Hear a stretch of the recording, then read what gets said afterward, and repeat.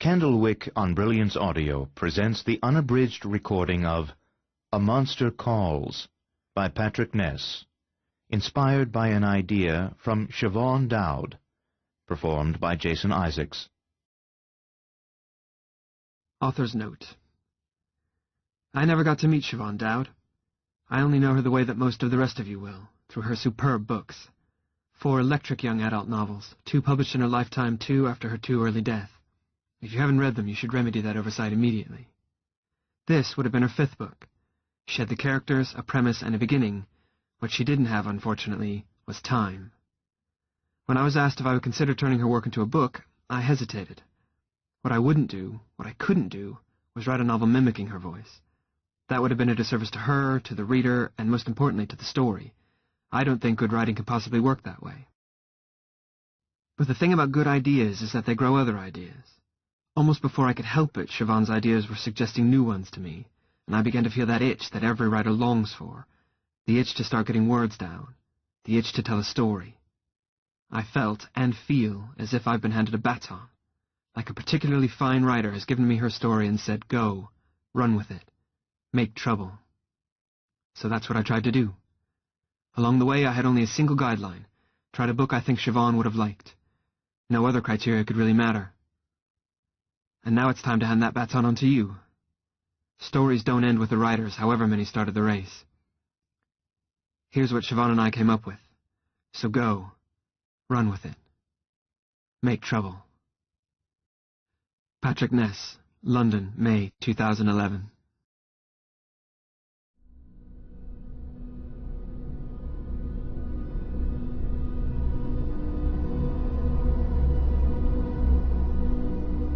A Monster Calls.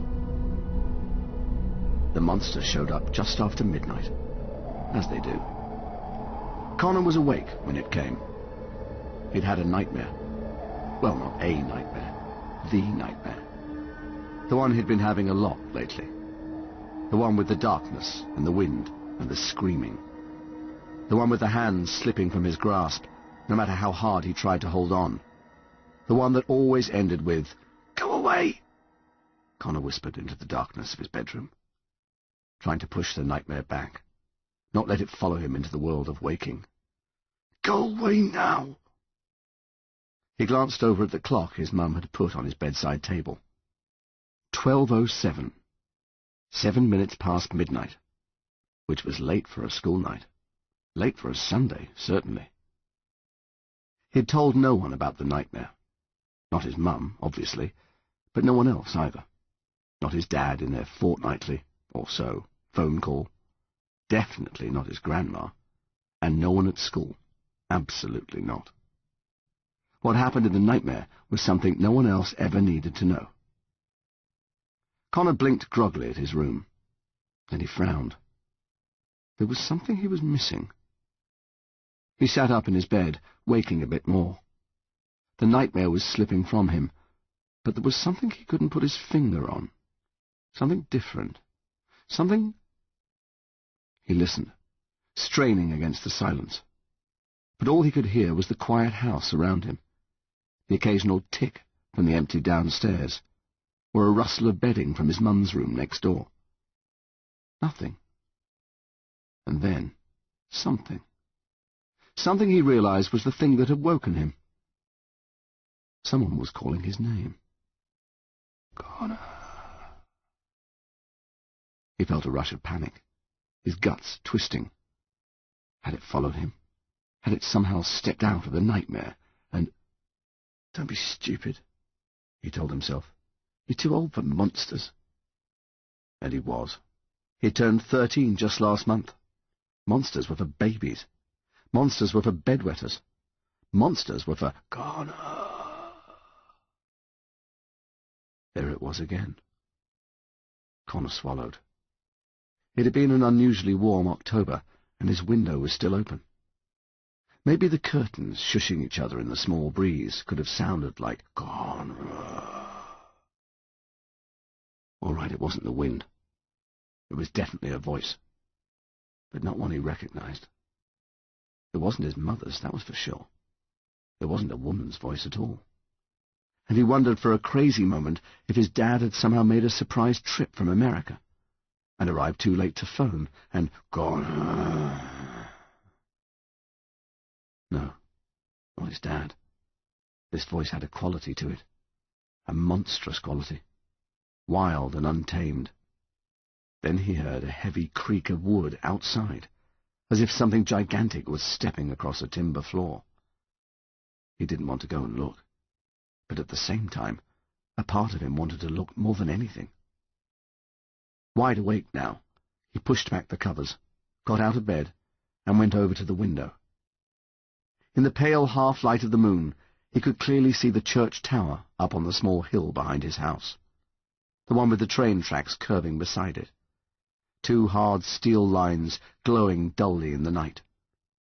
The moon shone, too, on the graveyard attached to the church, filled with tombstones you could hardly read any more. Connor could also see the great yew tree that rose from the centre of the graveyard, a tree so ancient it almost seemed to be made of the same stone as the church.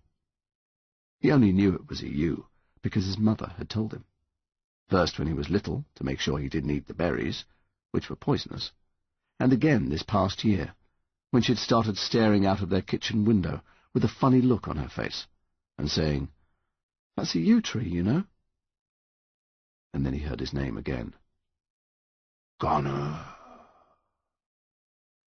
Like it was being whispered in both his ears. "What?"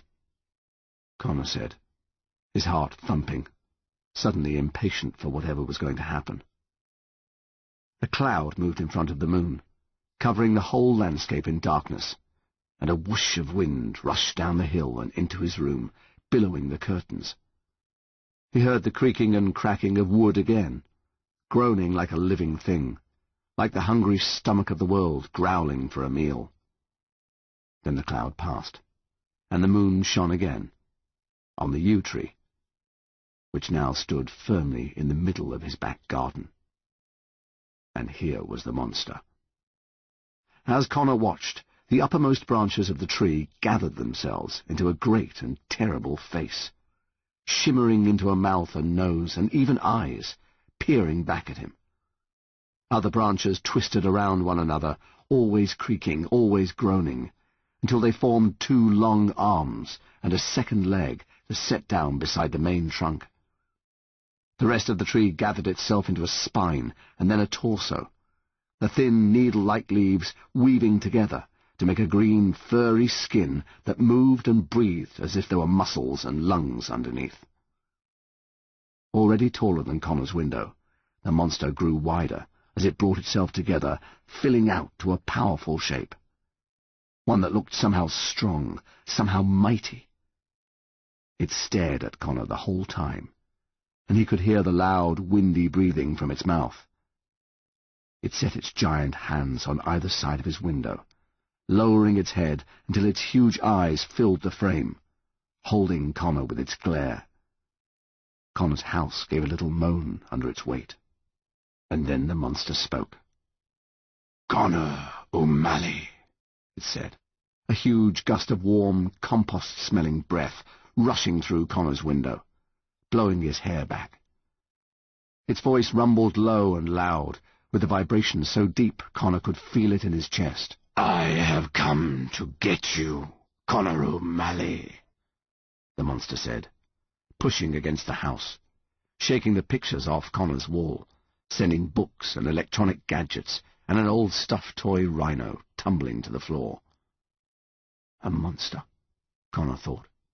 A real, honest-to-goodness monster, in real waking life, not in a dream, but here, at his window. Come to get him.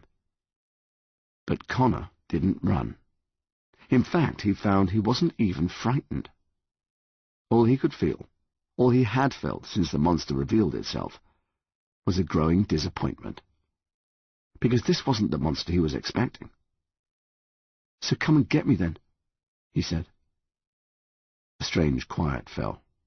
"What did you say?" the monster asked. Connor crossed his arms. "I said, come and get me then." The monster paused for a moment, and then with a roar, it pounded 2 fists against the house. Connor's ceiling buckled under the blows, and huge cracks appeared in the walls. Wind filled the room, the air thundering with the monster's angry bellows. "Shout all you want," Connor shrugged, barely raising his voice. "I've seen worse." The monster roared even louder, and smashed an arm through Connor's window, shattering glass and wood and brick. A huge, twisted, branch-wound hand grabbed Connor around the middle and lifted him off the floor. It swung him out of his room and into the night, high above his back garden, holding him up against the circle of the moon, its fingers clenching so hard against Connor's ribs he could barely breathe. Connor could see raggedy teeth made of hard, knotted wood in the monster's open mouth, and he felt warm breath rushing up towards him. Then the monster paused again. "You really aren't afraid, are you?" "No," Connor said. "Not of you, anyway." The monster narrowed its eyes. "You will be," it said, "before the end." And the last thing Connor remembered was the monster's mouth roaring open to eat him alive. Breakfast. "Mum?" Connor asked, stepping into the kitchen. He knew she wouldn't be in there. He couldn't hear the kettle boiling, which she always did first thing, but he'd found himself asking for her a lot lately when he entered rooms in the house. He didn't want to startle her, just in case she'd fallen asleep somewhere she hadn't planned to. But she wasn't in the kitchen, which meant she was probably still up in her bed, which meant Connor would have to make his own breakfast, something he'd grown used to doing. Fine. Good, in fact, especially this morning. He walked quickly to the bin and stuffed the plastic bag he was carrying down near the bottom, covering it up with other rubbish so it wouldn't be obvious. "There," he said to no one, and stood breathing for a second. Then he nodded to himself and said, "Breakfast." Some bread in the toaster, some cereal in a bowl, some juice in a glass, and he was ready to go, sitting down at the little table in the kitchen to eat. His mum had her own bread and cereal, which she bought at a health food shop in town, and which Connor thankfully didn't have to share. It tasted as unhappy as it looked. He looked up at the clock, 25 minutes before he had to leave. He was already in his school uniform, his rucksack packed for the day and waiting by the front door, all things he'd done for himself. He sat with his back to the kitchen window, the one over the sink that looked out onto their small back garden, across the train tracks and up to the church with its graveyard and its yew tree. Connor took another bite of his cereal. His chewing was the only sound in the whole house. It had been a dream. What else could it have been? When he'd opened his eyes this morning, the first thing he'd looked at was his window. It had still been there, of course. No damage at all. No gaping hole into the back garden. Of course it had. Only a baby would have thought it really happened. Only a baby would believe that a tree, seriously, a tree, had walked down the hill and attacked the house. He'd laughed a little at the thought, at how stupid it all was, and he'd stepped out of bed, to the sound of a crunch beneath his feet. Every inch of his bedroom floor was covered in short, spiky yew tree leaves. He put another bite of cereal in his mouth, definitely not looking at the rubbish bin, where he had stuffed the plastic bag full of leaves he'd swept up this morning first thing. It had been a windy night. They'd clearly blown in through his open window. Clearly. He finished his cereal and toast, drank the last of his juice, then rinsed the dishes and put them in the dishwasher. Still 20 minutes to go. He decided to empty the rubbish bin altogether, less risky that way, and took the bag out to the wheelie bin in front of the house. Since he was already making the trip, he gathered up the recycling and put that out too. Then he got a load of sheets going in the washer that he'd hang out on the line when he got back from school. He went back to the kitchen and looked at the clock. Still 10 minutes left. Still no sign of... "Connor!" he heard from the top of the stairs. He let out a long breath he hadn't realized he was holding in. "You've had breakfast?" his mum asked, leaning against the kitchen door frame. "Yes, Mum," Connor said, rucksack in his hand. "Sure." Yes, Mum. She looked at him doubtfully. Connor rolled his eyes. Toast and cereal and juice, he said. I put the dishes in the dishwasher and took the rubbish out. His mum said quietly, looking at how neat he'd left the kitchen. There's washing going too, Connor said. You're a good boy, she said, and though she was smiling, he could hear sadness in it too. I'm sorry I wasn't up. It's okay. It's just this new roundup. It's okay, Connor said. She stopped, but she still smiled back at him. She hadn't tied her scarf around her head yet this morning, and her bare scalp looked too soft, too fragile in the morning light, like a baby's. It made Connor's stomach hurt to see it. Was that you I heard last night? She asked. Connor froze. When? Sometime after midnight, must have been, she said, shuffling over to switch on the kettle. I thought I was dreaming, but I could have sworn I heard your voice. Probably just talking in my sleep, Connor said, flatly. Probably, his mum yawned. She took a mug off the rack hanging by the fridge. I forgot to tell you, she said lightly. Your grandma's coming by tomorrow. Connor's shoulders sank. Oh, Mum. I know, she said, but you shouldn't have to make your own breakfast every morning. Every morning? Connor said. How long's she going to be here? Connor, we don't need her here. You know how I get at this point in the treatments, Connor. We've been okay so far. Connor! His mum snapped. So harshly it seemed to surprise them both. There was a long silence. And then she smiled again, looking really, really tired. I'll try to keep it as short as possible, okay? She said. I know you don't like giving up your room, and I'm sorry. I wouldn't have asked her if I didn't need her to come, all right? Connor had to sleep on the settee every time his grandmother came to stay. But that wasn't it. He didn't like the way she talked to him, like he was an employee under evaluation, an evaluation he was going to fail. Plus, they had always managed so far, just the two of them. No matter how bad the treatments made her feel, it was the price she paid to get better. So why? Only a couple of nights, his mum said, as if she could read his mind. Don't worry, okay? He picked at the zip on his rucksack, not saying anything, trying to think of other things. And then he remembered the bag of leaves he'd stuffed into the rubbish bin. Maybe Grandma staying in his room wasn't the worst thing that could happen. There's the smile I love, his mum said, reaching for the kettle as it clicked off. Then she said, with mock horror, she's going to bring me some of her old wigs, if you can believe it. She rubbed her bare head with her free hand. I look like a zombie Margaret Thatcher. I'm going to be late, Connor said, eyeing the clock. Okay, sweetheart, she said, teetering over to kiss him on the forehead. You're a good boy, she said again. I wish you didn't have to be quite so good. As he left to head off for school, he saw her take her tea over to the kitchen window above the sink. And when he opened the front door to leave, he heard her say, There's that old yew tree, as if she was talking to herself. School. He could already taste the blood in his mouth as he got up. He had bitten the inside of his lip when he hit the ground, and it was what he focused on now as he stood, the strange metallic flavour that made you want to spit it out immediately, like you'd eaten something that wasn't food at all. He swallowed it instead. Harry and his cronies would have been thrilled beyond words if they knew Connor was bleeding. He could hear Anton and Sully laughing behind him, knew exactly the look on Harry's face, even though he couldn't see it. He could probably even guess what Harry would say next, in that calm, amused voice of his that seemed to mimic every adult you never wanted to meet. Be careful of the steps there, Harry said. You might fall. Yep, that'd be about right. It hadn't always been like this. Harry was a blonde wonder child, the teacher's pet through every year of school. The first pupil with his hand in the air, the fastest player on the football pitch. But for all that, just another kid in Connor's class.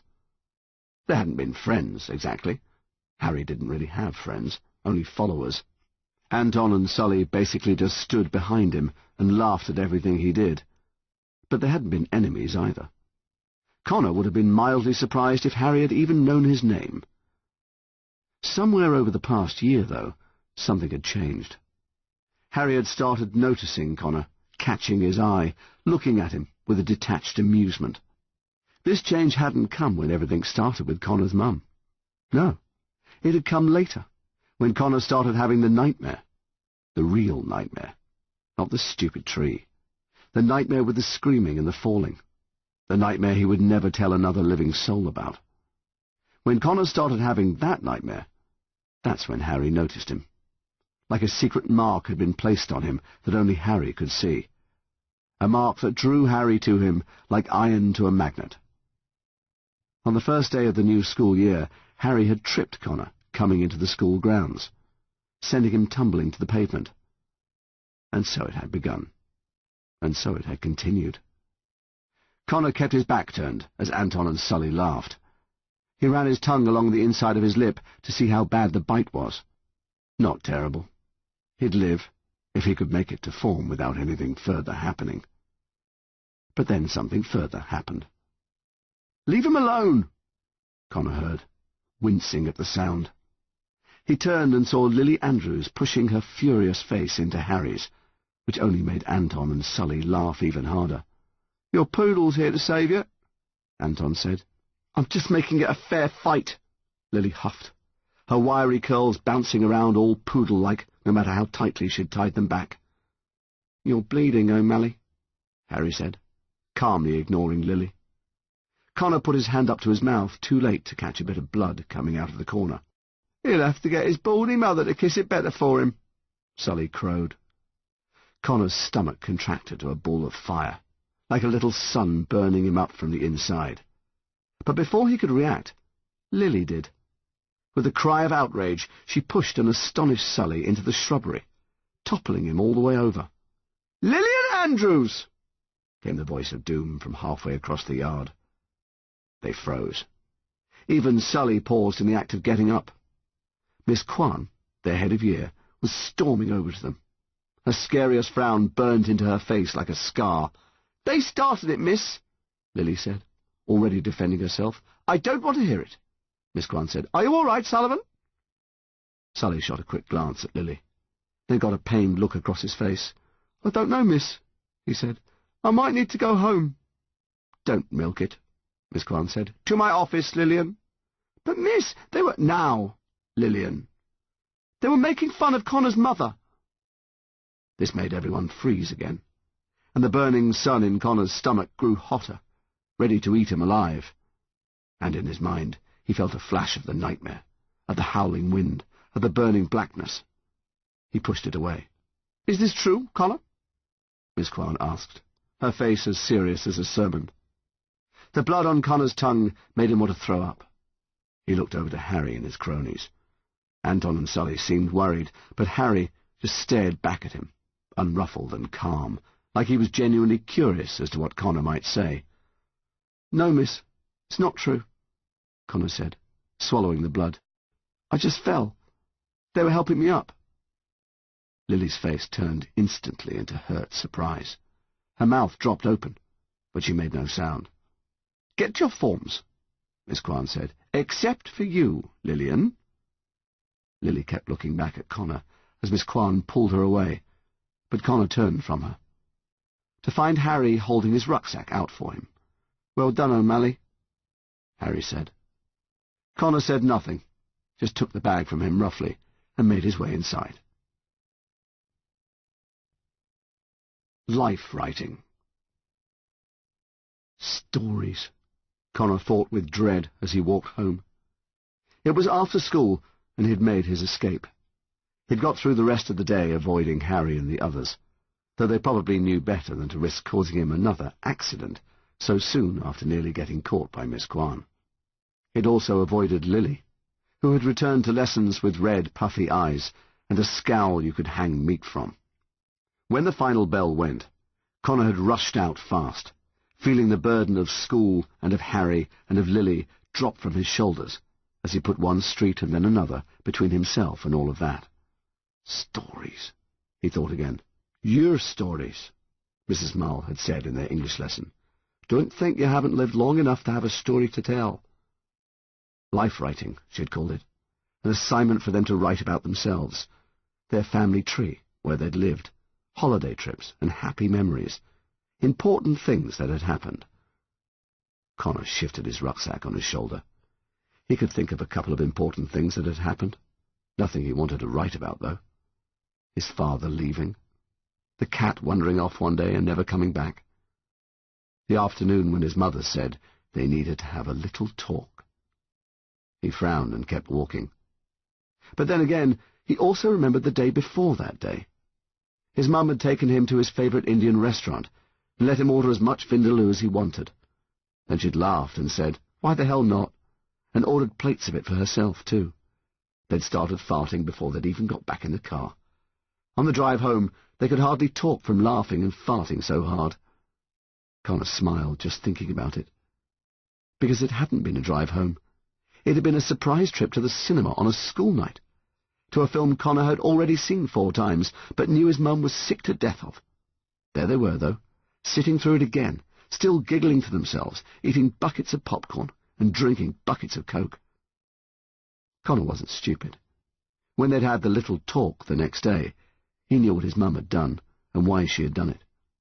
But that didn't take away from how much fun that night had been, how hard they'd laughed, how anything had seemed possible, how anything good could have happened to them right then and there, and they wouldn't have been surprised. But he wasn't going to be writing about that either. "Hey!"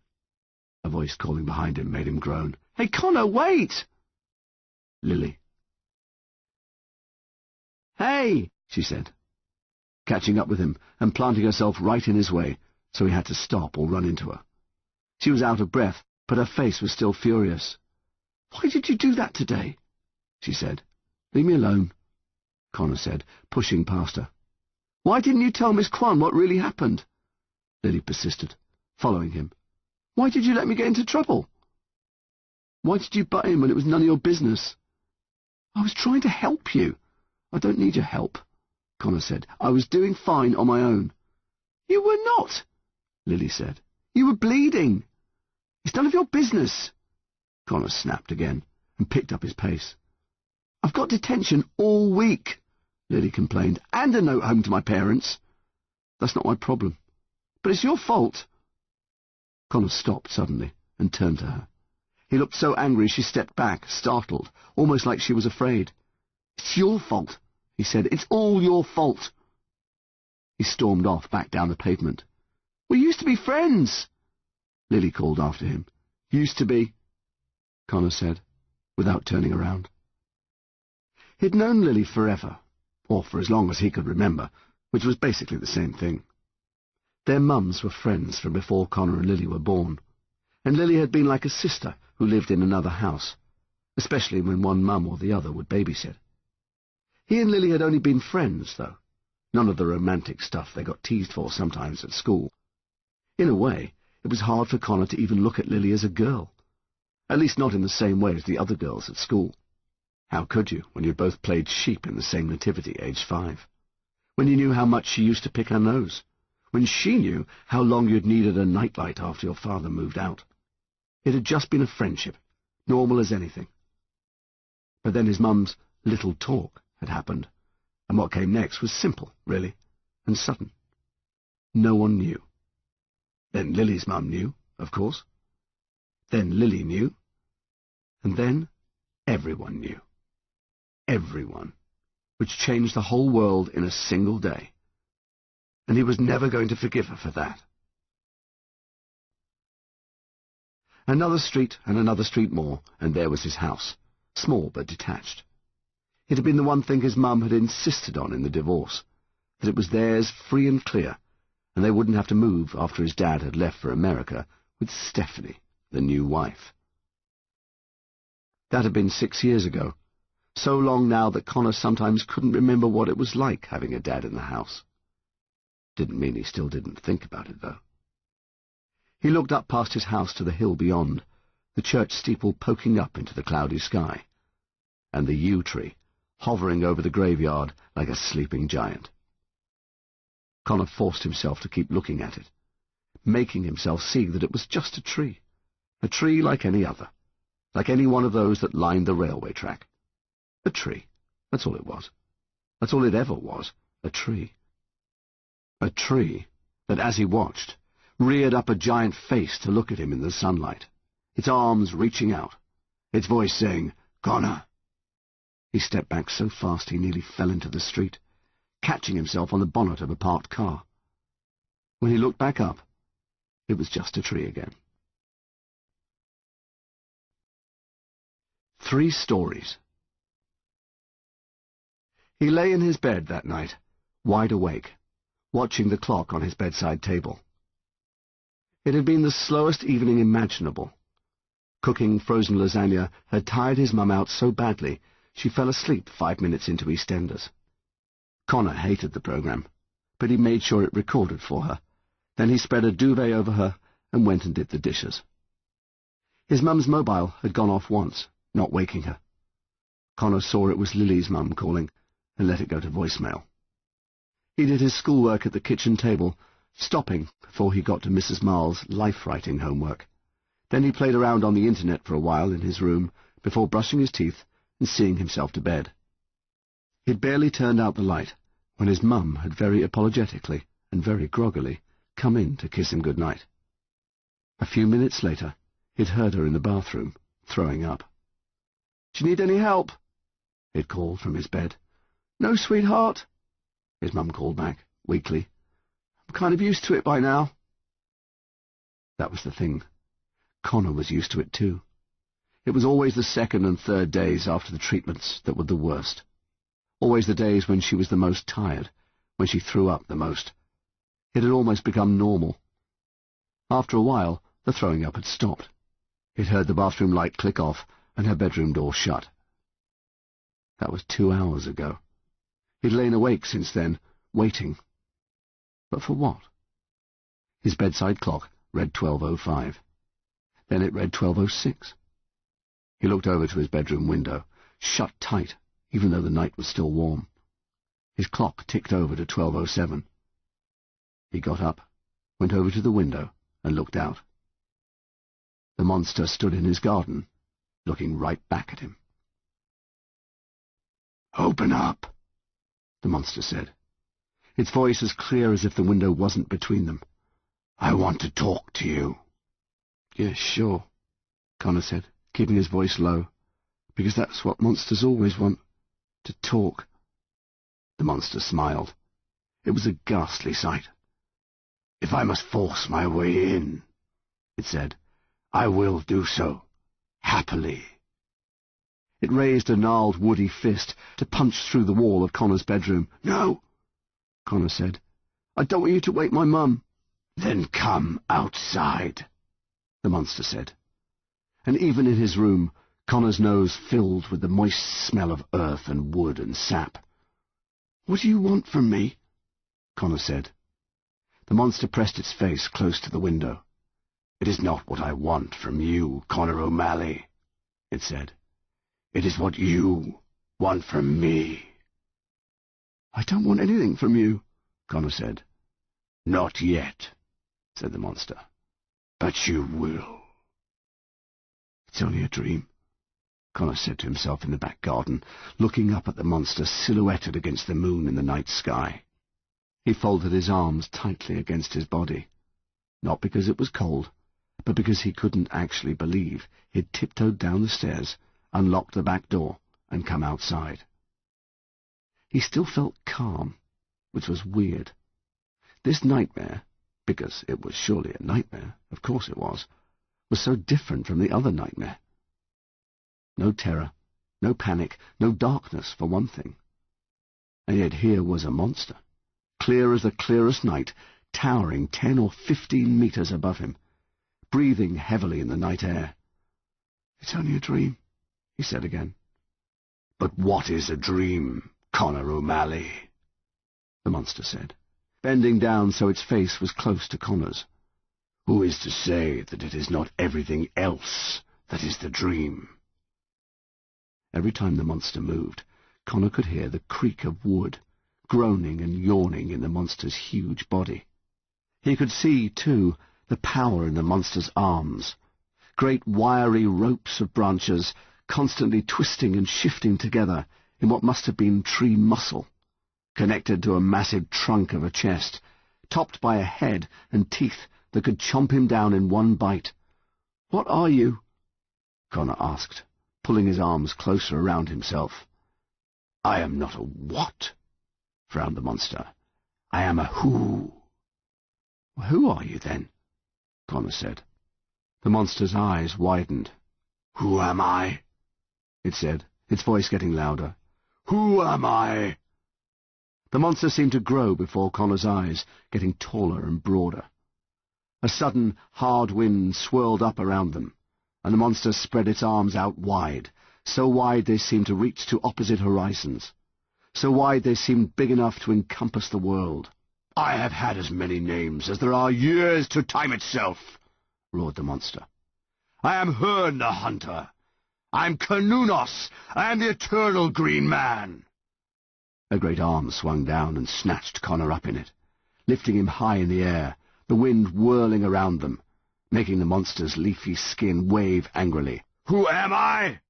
the monster repeated, still roaring. "I am the spine that the mountains hang upon. I am the tears that the rivers cry. I am the lungs that breathe the wind. I am the wolf that kills the stag, the hawk that kills the mouse, the spider that kills the fly. I am the stag, the mouse, and the fly that are eaten. I am the snake of the world, devouring its tail. I am everything untamed and untamable." It brought Connor up close to its eye. "I am this wild earth, come for you, Connor O'Malley." "You look like a tree," Connor said. The monster squeezed him until he cried out. "I do not often come walking, boy," the monster said. "Only for matters of life and death I expect to be listened to." The monster loosened its grip, and Connor could breathe again. "So what do you want with me?" Connor asked. The monster gave an evil grin. The wind died down, and a quiet fell. "At last," said the monster, "to the matter at hand, the reason I have come walking." Connor tensed, suddenly dreading what was coming. "Here is what will happen, Connor O'Malley," the monster continued. "I will come to you again on further nights." Connor felt his stomach clench, like he was preparing for a blow. "And I will tell you 3 stories. 3 tales from when I walked before." Connor blinked, then blinked again. "You're going to tell me stories?" "Indeed," the monster said. "Well..." Connor looked around in disbelief. "How is that a nightmare?" "Stories are the wildest things of all," the monster rumbled. "Stories chase and bite and hunt." "That's what teachers always say," Connor said. "No one believes them either." "And when I have finished my 3 stories," the monster said, as if Connor hadn't spoken, "you will tell me a 4th. Connor squirmed in the monster's hand. "I'm no good at stories." "You will tell me a 4th, the monster repeated, "and it will be the truth." "The truth?" "Not just any truth. Your truth." "Okay," Connor said.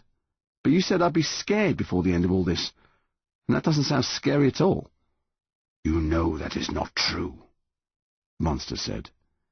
"You know that your truth, the one that you hide, Connor O'Malley, is the thing you are most afraid of." Connor stopped squirming. It couldn't mean. There was no way it could mean. There was no way it could know that. No.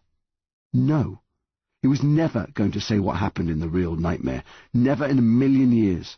"You will tell it," the monster said, "for this is why you called me." Connor grew even more confused. "Called you? I didn't call you." "You will tell me the 4th tale. You will tell me the truth." "And what if I don't?" Connor said. The monster gave the evil grin again. "Then I will eat you alive." And its mouth opened impossibly wide. Wide enough to eat the whole world. Wide enough to make Connor disappear forever. He sat up in bed with a shout. His bed. He was back in his bed. Of course it was a dream. Of course it was. Again. He sighed angrily and rubbed his eyes with the heels of his hands. How was he ever going to get any rest if his dreams were going to be this tiring? He'd get himself a drink of water, he thought, as he threw back the covers. He'd get up, and he'd start this night over again, forgetting all this stupid dream business that made no sense whatsoever. Something squished under his foot. He switched on his lamp. His floor was covered in poisonous red yew-tree berries, which had all somehow come in through a closed and locked window. Grandma. "Are you being a good boy for your mum?" Connor's grandma pinched Connor's cheeks so hard he swore she was going to draw blood. "He's been very good, Ma," Connor's mother said, winking at him from behind his grandma, her favourite blue scarf tied around her head, "so there's no need to inflict quite so much pain." "Oh, nonsense," his grandma said, giving him 2 playful slaps on each cheek that actually hurt quite a lot. "Why don't you go and put the kettle on for me and your mum?" she said, making it sound not like a question at all. As Connor gratefully left the room, his grandma placed her hands on her hips and looked at his mother. "Now then, my dear," he heard her say as he went into the kitchen, "what are we going to do with you?" Connor's grandma wasn't like other grandmas. He'd met Lily's grandma loads of times, and she was how grandmas were supposed to be, crinkly and smiley, with white hair and the whole lot. She cooked meals where she made 3 separate, eternally boiled vegetable portions for everybody, and would giggle in the corner at Christmas with a small glass of sherry and a paper crown on her head. Connor's grandma wore tailored trouser suits, dyed her hair to keep out the grey, and said things that made no sense at all, like, "60 is the new 50," or "classic cars need the most expensive polish." What did that even mean? She emailed birthday cards, would argue with waiters over wine, and still had a job. Her house was even worse, filled with expensive old things you could never touch, like a clock she wouldn't even let the cleaning lady dust, which was another thing. What kind of grandma had a cleaning lady? "2 sugars, no milk," she called from the sitting room as Connor made the tea, as if he didn't know that from the last 3,000 times she'd visited. "Thank you, my boy," his grandma said, when he brought in the tea. "Thank you, sweetheart," his mum said, smiling at him out of view of his grandma, still inviting him to join with her against her mother. He couldn't help himself. He smiled back a little. "And how was school today, young man?" his grandma asked. "Fine," Connor said. It hadn't really been fine. Lily was still fuming. Harry had put a marker pen with its cap off deep in his rucksack, and Miss Kwan had pulled him aside to ask, with a serious look on her face, how he was holding up. "You know," his grandma said, setting down her cup of tea, "there's a tremendous independent boys' school not half a mile from my house. I've been looking into it, and the academic standards are quite high. Much higher than he's getting at the comprehensive, I'm sure."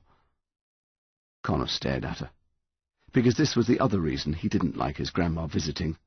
What she had just said could have been her being a snob about his local school. Or it could have been more. It could have been a hint about a possible future.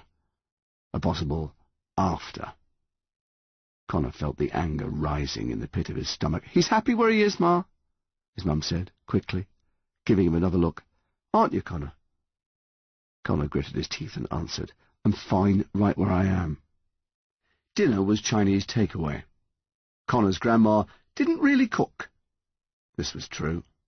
Every time he'd stayed with her, her fridge had held barely anything more than an egg and half an avocado. Connor's mum was still too tired to cook herself, and though Connor could have made something, it didn't seem to occur to his grandma that this was even a possibility. He'd been left with the clean-up, though, and he was shoving the foil packages down onto the bag of poisonous berries he'd hidden at the bottom of the rubbish bin, when his grandma came in behind him. "You and I need to have a talk, my boy," she said, standing in the doorway and blocking his escape. "I have a name, you know," Connor said, pushing down on the bin, "and it's not my boy." "Less of your cheek," his grandma said. She stood there, her arms folded. He stared at her for a minute. She stared back. Then she made a tutting sound. "I'm not your enemy, Connor," she said. "I'm here to help your mother." "I know why you're here," he said, taking out a cloth to wipe an already clean countertop. His grandma reached forward and snatched the cloth out of his hand. "I'm here because 13-year-old boys shouldn't be wiping down counters without being asked to first." He glowered back at her. "Were you going to do it?" "Connor, just go," Connor said. "We don't need you here." "Connor," she said more firmly, "we need to talk about what's going to happen." "No, we don't. She's always sick after the treatments. She'll be better tomorrow." He glared at her. "And then you can go home." His grandma looked up at the ceiling and sighed. Then she rubbed her face with her hands, and he was surprised to see that she was angry. Really angry. But maybe not at him. He took out another cloth and started wiping again, just so he wouldn't have to look at her. He wiped all the way over to the sink and happened to glance out of the window. The monster was standing in his back garden, big as the setting sun, watching him. "She'll seem better tomorrow," his grandma said, her voice huskier. "But she won't be, Connor." Well, this was just wrong. He turned back to her. "The treatments are making her better," he said. "That's why she goes." His grandma just looked at him for a long minute, like she was trying to decide something. "You need to talk to her about this, Connor," she finally said. Then she said, as if to herself, "She needs to talk about this with you." "Talk to me about what?" Connor asked. His grandma crossed her arms. "About you coming to live with me." Connor frowned, and for a second the whole room seemed to get darker. For a second it felt like the whole house was shaking. For a second it felt like he could reach down and tear the whole floor right out of the dark and loamy earth. He blinked. His grandma was still waiting for a response. "I'm not going to live with you," he said. "Connor, I'm never going to live with you." "Yes, you are," she said. "I'm sorry, but you are, and I know she's trying to protect you. But I think it's vitally important for you to know that when this is all over, you've got a home, my boy, with someone who'll love you and care for you. When this is all over," Connor said, fury in his voice, "you'll leave and we'll be fine. Connor!" And then they both heard from the sitting room, "Mom! Mom!" His grandma rushed out of the kitchen so fast, Connor jumped back in surprise. He could hear his mum coughing and his grandma saying, "It's okay, darling. It's okay. Shh, shh, shh." He glanced back out of the kitchen window on his way to the sitting room. The monster was gone. His grandma was on the settee, holding on to his mum, rubbing her back as she threw up into a small bucket they kept nearby just in case. His grandma looked up at him, but her face was set and hard and totally unreadable. The wildness of stories. The house was dark. His grandma had finally got his mum to bed, and then had gone into Connor's bedroom and shut the door, not asking if he wanted anything out of it before she went to sleep herself. Connor lay awake on the settee. He didn't think he'd be able to sleep, not with the things his grandma had said, not with how his mother had looked tonight. It was 3 full days after the treatment, about the time she usually started feeling better, except she was still throwing up, still exhausted, for far longer than she should have been. He pushed the thoughts out of his head, but they returned, and he had to push them away again. He must have eventually drifted off, but the only way he really knew he was asleep was when the nightmare came.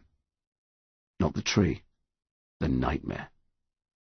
With the wind roaring and the ground shaking, and the hands holding tight, but still somehow slipping away, with Connor using all his strength, but it still not being enough, with the grip losing itself, with the falling, with the screaming. "No!" Connor shouted, the terror following him into waking, gripping his chest so hard it felt as if he couldn't breathe, his throat choking, his eyes filling with water. "No!" he said again, more quietly. The house was silent and dark. He listened for a moment, but nothing stirred, no sound from his mum or his grandma. He squinted through the darkness to the clock on the DVD player. 12:07. Of course it was. He listened hard into the silence. But nothing happened. He didn't hear his name. He didn't hear the creak of wood. Maybe it wasn't going to come tonight. 12:08, read the clock. 12:09. Feeling vaguely angry, Connor got up and went into the kitchen. He looked out of the window. The monster was standing in his back garden. "What took you so long?" it asked. "It is time for me to tell you the first story," the monster said. Connor didn't move from the garden chair, where he'd sat himself after he'd gone outside. He had his legs pulled up to his chest, and his face pressed into his knees. "Are you listening?" the monster asked. "No," Connor said. He felt the air swirl around him violently again. "I will be listened to," started the monster. "I've been alive as long as this land, and you will pay the respect owed to me." Connor got up from the chair and headed back towards the kitchen door. "Where do you think you're going?" demanded the monster. Connor whirled round, and his face looked so furious, so pained, that the monster actually stood up straight, its huge, leafy eyebrows raising in surprise. "What do you know?" Connor spat. "What do you know about anything?" "I know about you, Connor O'Malley," the monster said. "No, you don't," Connor said. "If you did, you'd know I don't have time to listen to stupid, boring stories from some stupid, boring tree that isn't even real." "Oh?" said the monster. "Did you dream the berries on the floor of your room?" "Who cares even if I didn't?" Connor shouted back. "They're just stupid berries. Woo! So scary. Oh, please, please, save me from the berries." The monster looked at him quizzically. "How strange," it said. "The words you say tell me you are scared of the berries, but your actions seem to suggest otherwise." "You're as old as the land and you've never heard of sarcasm?" Connor asked. "Oh, I have heard of it," the monster said, putting its huge branch hands on its hips. "But people usually know better than to speak it to me." "Can't you just leave me alone?" The monster shook its head, but not in answer to Connor's question. "It is most unusual," it said.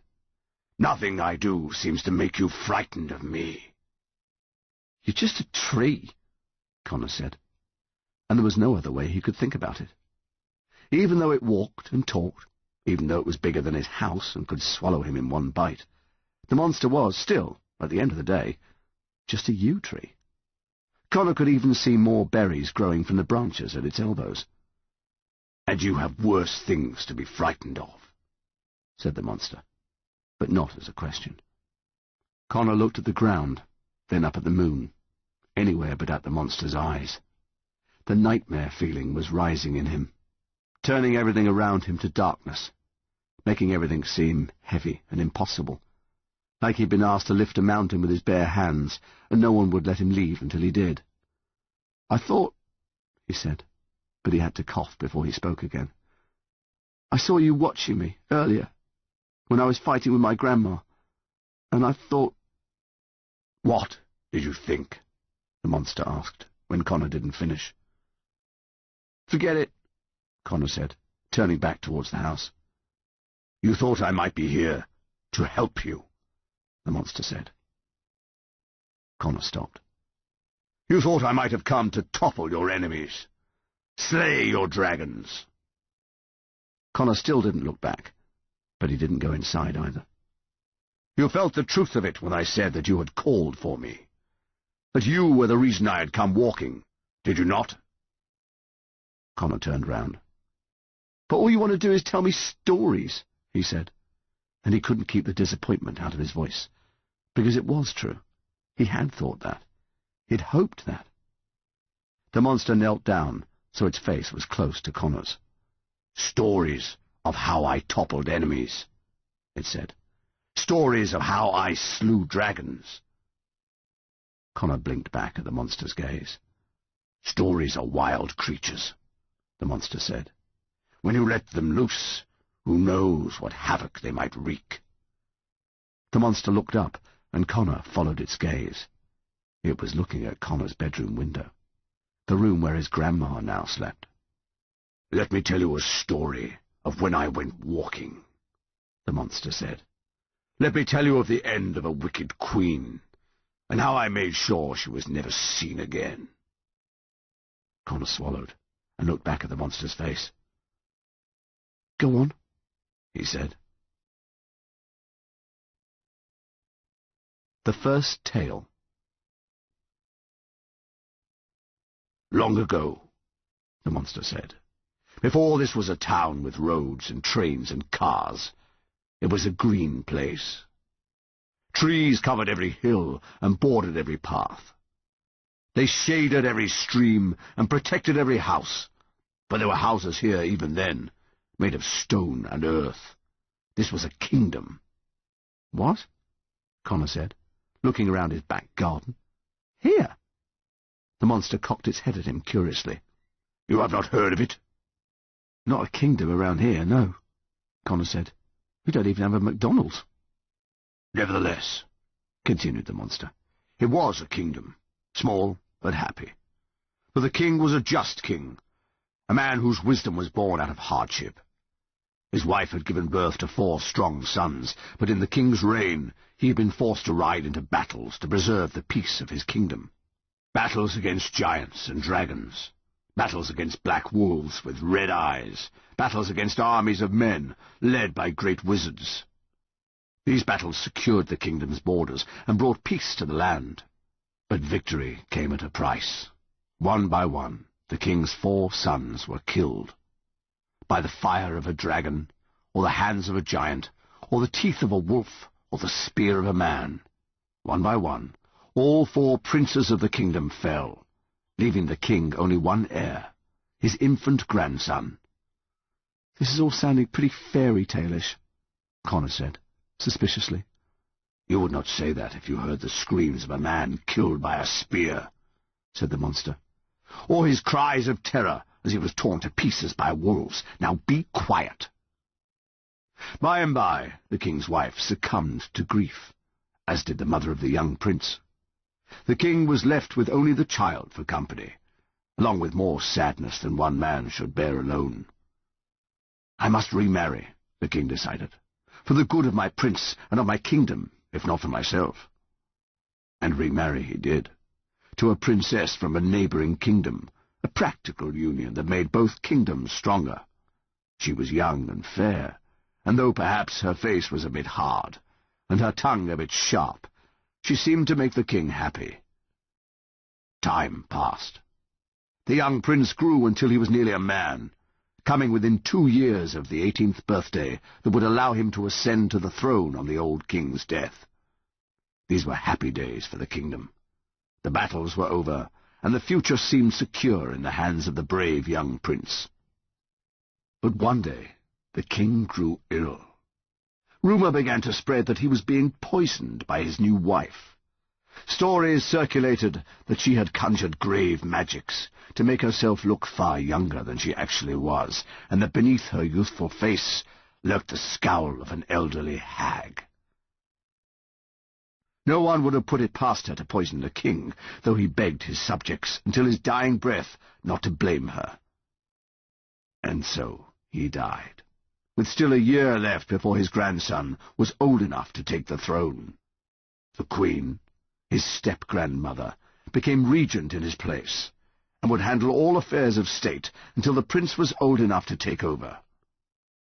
At first, to the surprise of many, her reign was a good one. Her countenance, despite the rumors, was still youthful and pleasing, and she endeavored to carry on ruling in the manner of the dead king. The prince, meanwhile, had fallen in love. "I knew it," Connor grumbled. "These kinds of stories always have stupid princes falling in love." He started walking back to the house. "I thought this was going to be good." With one swift movement, the monster grabbed Connor's ankles in a long, strong hand and flipped him upside down, holding him in mid-air so his T-shirt rucked up and his heartbeat thudded in his head.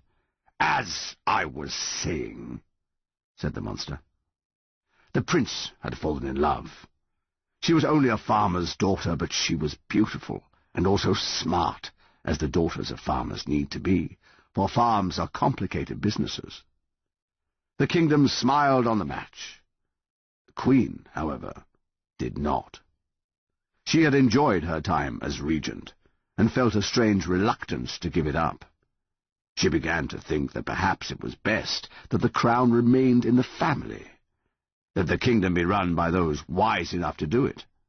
And what could be a better solution than for the prince to actually marry her? "That's disgusting," Connor said, still upside down. "She was his grandmother." "Step-grandmother," corrected the monster, "not related by blood, and to all intents and appearances a young woman herself." Connor shook his head, his hair dangling. "That's just wrong." He paused a moment. "Can you maybe put me down?" The monster lowered him to the ground and continued the story. The prince also thought marrying the queen was wrong. He said he would die before doing any such thing. He vowed to run away with the beautiful farmer's daughter and return on his 18th birthday to free his people from the tyranny of the queen. And so, one night, the prince and the farmer's daughter raced away on horseback, stopping only at dawn to sleep in the shade of a giant yew tree. "You?" Connor asked. "Me," the monster said, "but also only part of me. I can take any form of any size, but the yew tree is a shape most comfortable." The prince and the farmer's daughter held each other close in the growing dawn. They had vowed to be chaste until they were able to marry in the next kingdom, but their passions got the better of them, and it was not long before they were asleep and naked in each other's arms. They slept through the day in the shadows of my branches, and night fell once again. The prince woke. "Arise, my beloved," he whispered to the farmer's daughter, "for we ride to the day where we will be man and wife." But his beloved did not wake. He shook her, and it was only as she slumped back in the moonlight that he noticed the blood staining the ground. "Blood," Connor said, but the monster kept talking. The prince also had blood covering his own hands, and he saw a bloodied knife on the grass beside them, resting against the roots of the tree. Someone had murdered his beloved, and done so in a way that made it look like the prince had committed the crime. "The queen!" cried the prince. "The queen is responsible for this treachery!"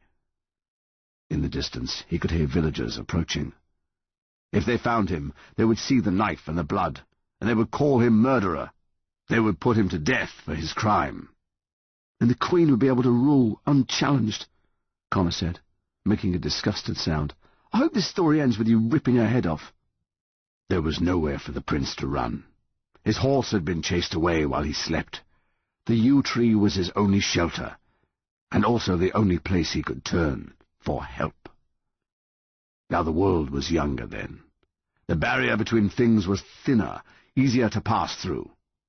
The prince knew this, and he lifted his head to the great yew tree, and he spoke.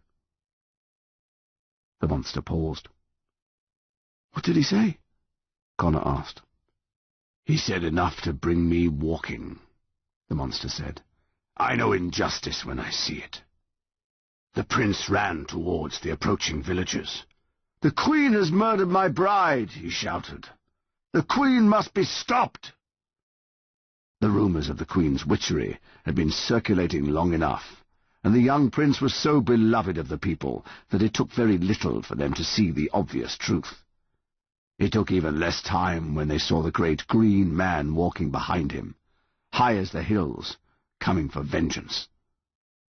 Connor glanced again at the monster's massive arms and legs, at its raggedy, toothy mouth, at its overwhelming monstrousness. He imagined what the queen must have thought when she saw it coming. He smiled.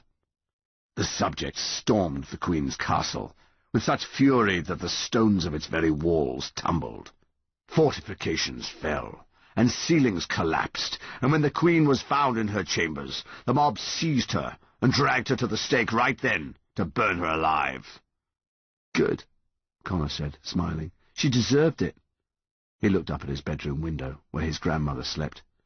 "I don't suppose you can help me with her?" he asked.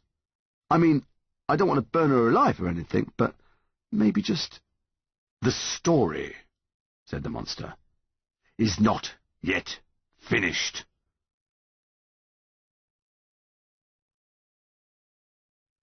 The rest of the first tale. "It's not?" Connor asked. "But the Queen was overthrown." "She was," said the monster, "but not by me." Connor hesitated, confused. "You said you made sure she was never seen again." "And so I did. When the villagers lit the flames on the stake to burn her alive, I reached in and saved her." "You what?" Connor said. "I took her and carried her far enough away so that the villagers would never find her. Far beyond even the kingdom of her birth, to a village by the sea. And there I left her, to live in peace." Connor got to his feet, his voice rising in disbelief. "But she murdered the farmer's daughter! How could you possibly save a murderer?" Then his face dropped, and he took a step back. "You really are a monster." "I never said she killed the farmer's daughter," the monster said. "I only said that the prince said it was so." Connor blinked. Then he crossed his arms. "So who killed her, then?" The monster opened its huge hands in a certain way, and a breeze blew up, bringing a mist with it. Connor's house was still behind him, but the mist covered his back garden, replacing it with a field with a giant yew in the centre, and a man and a woman sleeping at its base. "After their coupling," said the monster, "the prince remained awake." Connor watched as the young prince rose and looked down at the sleeping farmer's daughter, who even Connor could see was a beauty. The prince watched her for a moment, then wrapped a blanket around himself and went to their horse, tied to one of the yew tree's branches. The prince retrieved something from the saddlebag, then untied the horse, slapping it hard on the hindquarters to send it running off. The prince held up what he'd taken out of the bag. A knife, shining in the moonlight. "No," Connor said. The monster closed its hands, and the mist descended again as the prince approached the sleeping farmer's daughter, his knife at the ready. "You said he was surprised when she didn't wake up," Connor said. "After he killed the farmer's daughter," said the monster, "the prince lay down next to her and returned to sleep. When he awoke, he acted out a pantomime should anyone be watching, but also, it may surprise you to learn, for himself." The monster's branches creaked. "Sometimes people need to lie to themselves, most of all." "You said he asked for your help, and that you gave it." "I only said he told me enough to make me come walking." Connor looked wide-eyed from the monster to his back garden, which was re-emerging from the dissipating mist. "What did he tell you?" he asked. "He told me that he had done it for the good of the kingdom, that the new queen was in fact a witch, that his grandfather had suspected it to be true when he married her, but that he had overlooked it because of her beauty. The prince couldn't topple a powerful witch on his own. He needed the fury of the villagers to help him. The death of the farmer's daughter saw to that. He was sorry to do it, heartbroken, he said, but as his own father had died in defense of the kingdom, so did his fair maiden. Her death was serving to overthrow a great evil. When he said that the queen had murdered his bride, he believed, in his own way, that it was actually true." "That's a load of crap!" Connor shouted. "He didn't need to kill her. The people were behind him. They would have followed him anyway." "The justifications of men who kill should always be heard with skepticism," said the monster. "And so the injustice that I saw, the reason that I came walking, was for the queen, not the prince." "Did he ever get caught?" Connor said, aghast. "Did they punish him?" "He became a much-beloved king," the monster said, "who ruled happily until the end of his long days." Connor looked up to his bedroom window, frowning again. "So, the good prince was a murderer, and the evil queen wasn't a witch after all? Is that supposed to be the lesson of all this? That I should be nice to her, He heard a strange rumbling, different from before, and it took him a minute to realize the monster was laughing. You think I tell you stories to teach you lessons? The monster said. You think I have come walking out of time and earth itself to teach you a lesson in niceness? It laughed louder and louder again, until the ground was shaking, and it felt like the sky itself might tumble down. Yeah, all right, Connor said, embarrassed. No, the monster said, finally calming itself. The Queen most certainly was a witch, and could very well have been on her way to great evil. Who's to say? She was trying to hold on to power, after all. Why did you save her, then? Because what she was not was a murderer. Connor walked around the garden a bit, thinking. Then he did a bit more. I don't understand. Who's the good guy here? There is not always a good guy. Nor is there always a bad one. Most people are somewhere in between. Connor shook his head. That's a terrible story, and a cheat. It is a true story, the monster said. Many things that are true feel like a cheat. Kingdoms get the princes they deserve, farmers' daughters die for no reason, and sometimes witches merit saving. Quite often, actually. You'd be surprised. Connor glanced up at his bedroom window again, imagining his grandma sleeping in his bed. So how is that supposed to save me from her?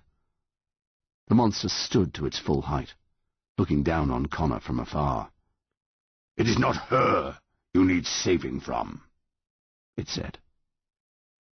Connor sat up straight on the settee, breathing heavily again. 12:07, read the clock. Damn it, Connor said. Am I dreaming or not? He stood up angrily, and immediately stubbed his toe. What now? He grumbled, leaning over to flick on a light. From a knot in a floorboard, a fresh, new, and very solid sapling had sprouted, about a foot tall. Connor stared at it for a while. Then he went to the kitchen to get a knife, to saw it out of the floor. Understanding. I forgive you, Lily said, catching up with him on the walk to school the following day. For what? Connor asked, not looking at her. He was still irritated at the monster's story, from the cheating and twisting way it went, none of which was any help at all. He'd spent half an hour sawing the surprisingly tough sapling out of the floor, and had felt as though he'd barely fallen asleep again before it was time to get up. Something he'd only found out because his grandma had started yelling at him for being late. She wouldn't even let him say goodbye to his mum, who she said had had a rough night and needed her rest. Which made him feel guilty, because if his mum had had a rough night, then he should have been there to help her, not his grandma, who had barely let him brush his teeth before shoving an apple in his hand and pushing him out of the door. I forgive you for getting me in trouble, stupid, Lily said, but not too harshly. You got yourself in trouble, Connor said. You're the one who pushed Sully over. I forgive you for lying, Lily said, her poodly curls shoved painfully back into a band. Connor just kept on walking. Aren't you going to say you're sorry back? Lily asked. Nope, Connor said.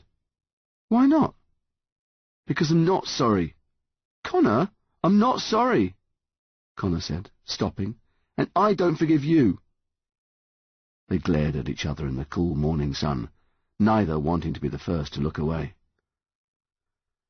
My mum said we need to make allowances for you, Lily finally said, because of what you're going through.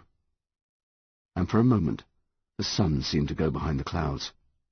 For a moment, all Connor could see was sudden thunderstorms on the way, could feel them ready to explode in the sky and through his body and out of his fists. For a moment, he felt as if he could grab hold of the very air and twist it around Lily and rip her right in two. Connor, Lily said, startled. Your mum doesn't know anything, he said, and neither do you. He walked away from her, fast, leaving her behind. It was just over a year ago that Lily had told a few of her friends about Connor's mum, even though he hadn't said she could. Those friends told a few more, who told a few more, and before the day was half through, it was like a circle had opened around him. A dead area, with Connor at the centre, surrounded by landmines that everyone was afraid to walk through. All of a sudden, the people he'd thought were his friends would stop talking when he came over. Not that there were so very many beyond Lily anyway, but still. He'd catch people whispering as he walked by in the corridor or at lunch. Even teachers would get a different look on their faces when he put up his hand in lessons. So eventually, he stopped going over to groups of friends, stopped looking up at the whispers, and even stopped putting up his hand. Not that anyone seemed to notice. It was like he'd suddenly turned invisible. He'd never had a harder year of school or been more relieved for a summer holiday to come round than this last one. His mother was deep into her treatments, which she'd said over and over again were rough, but doing the job, the long schedule of them nearing its end. The plan was that she'd finish them, a new school year would start, and they'd be able to put all this behind them and start afresh. Except it hadn't worked out that way. His mum's treatments had carried on longer than they'd originally thought. First a second round, and now a third. The teachers in his new year were even worse, because they only knew him in terms of his mum, and not who he was before. And the other kids still treated him like he was the one who was ill, especially since Harry and his cronies had singled him out. And now his grandma was hanging around the house, and he was dreaming about trees. Or maybe it wasn't a dream, which would actually be worse. He walked on angrily to school. He blamed Lily because it was mostly her fault, wasn't it? He blamed Lily because who else was there? This time, Harry's fist was in his stomach. Connor fell to the ground, scraping his knee on the concrete step, tearing a hole in his uniform trousers. The hole was the worst part of it. He was terrible at sewing. "You're such a spaz, O'Malley," Sully said, laughing behind him somewhere. "It's like you fall every day. You should go to a doctor for that," he heard Anton say. "Maybe he's drunk," Sully said, and there was more laughter, except for a silent spot between them, where Connor knew Harry wasn't laughing. He knew without looking back that Harry was just watching him, waiting to see what he would do. As he stood, he saw Lily against the school wall. She was with some other girls, heading back inside at the end of break time. She wasn't talking to them, just looking at Connor as she walked away. "No help from Super Poodle today," Sully said, still laughing. "Lucky for you, Sully," Harry said, speaking for the first time. Connor still hadn't turned back to face them, but he could tell Harry wasn't laughing at Sully's joke. Connor watched Lily until she was gone. "Hey, look at us when we're talking to you," Sully said, burning from Harry's comment, no doubt, and grabbing Connor's shoulder, spinning him around. "Don't touch him," Harry said, calm and low, but so ominously that Sully immediately stepped back. "O'Malley and I have an understanding," Harry said. "I'm the only one who touches him. Isn't that right?" Connor waited for a moment, and then slowly nodded. That did seem to be the understanding. Harry, his face still blank, his eyes still locked on Connor's, stepped up close to him. Connor didn't flinch, and they stood eye to eye while Anton and Sully looked at each other a bit nervously. Harry cocked his head slightly, as if a question had occurred to him, one he was trying to puzzle out. Connor still didn't move. The rest of their year had already gone inside. He could feel the quiet opening up around them, even Anton and Sully falling silent. They would have to go soon. They needed to go now. But nobody moved. Harry raised a fist and pulled it back as if to swing it at Connor's face. Connor still didn't flinch. He didn't even move. He just stared into Harry's eyes, waiting for the punch to fall. But it didn't. Harry lowered his fist, dropping it slowly down by his side, still staring at Connor. "Yes," he finally said, quietly, as if he'd worked something out. "That's what I thought." And then once more came the voice of doom. "You boys!" Miss Kwan called, coming across the yard towards them like terror on two legs. "Break was over 3 minutes ago. What do you think you're still doing out here?" "Sorry, miss," Harry said, his voice suddenly light. "We were discussing Mrs. Miles' life-writing homework with Connor and lost track of time." He slapped a hand on Connor's shoulder, as if they were lifelong friends. "No one knows about stories like Connor here." He nodded seriously at Miss Kwan. "And talking about it helps get him out of himself." "Yes." Miss Kwan frowned. "That sounds entirely likely. Everyone here is on first warning. One more problem today, and that's detention for all of you." "Yes, miss," Harry said brightly, with Anton and Sully mumbling the same. They trudged off back to lessons, Connor following in step a metre behind. "A moment, please, Connor," Miss Kwan said. He stopped and turned to her, but didn't look up at her face. "Are you sure everything's all right between you and those boys?" Miss Kwan said, putting her voice into its kindly mode, which was only slightly less scary than full-on shouting. "Yes, miss," Connor said, still not looking at her. "Because I'm not blind to how Harry works, you know," she said. "A bully with charisma and top marks is still a bully." She sighed, annoyed. "He'll probably end up Prime Minister one day, God help us all." Connor said nothing, and the silence took on a particular quality, one he was familiar with, caused by how Miss Kwan's body shifted forward, her shoulders dropping, her head leaning down towards Connor's. He knew what was coming. He knew and hated it. "I can't imagine what you must be going through, Connor," Miss Kwan said, so quiet it was almost a whisper. "But if you ever want to talk, my door is always open." He couldn't look at her, couldn't see the care there, couldn't bear to hear it in her voice. Because he didn't deserve it. The nightmare flashed in him, the screaming and the terror, and what happened at the end. "I'm fine, miss," he mumbled, looking at his shoes. "I'm not going through anything." After a second he heard Miss Kwan sigh again. "All right, then," she said. "Forget about the first warning and come back inside." She patted him once on the shoulder and recrossed the yard to the doors. And for a moment, Connor was entirely alone. He knew right then he could probably stay out there all day and no one would punish him for it, which somehow made him feel even worse. Little Talk. After school, his grandma was waiting for him on the settee. "We need to have a talk," she said, before he even got the door shut. And there was a look on her face that made him stop, a look that made his stomach hurt. "What's wrong?" he asked. His grandmother took in a long, loud breath through her nose and stared out of the front window, as if gathering herself. She looked like a bird of prey, a hawk that could carry off a sheep.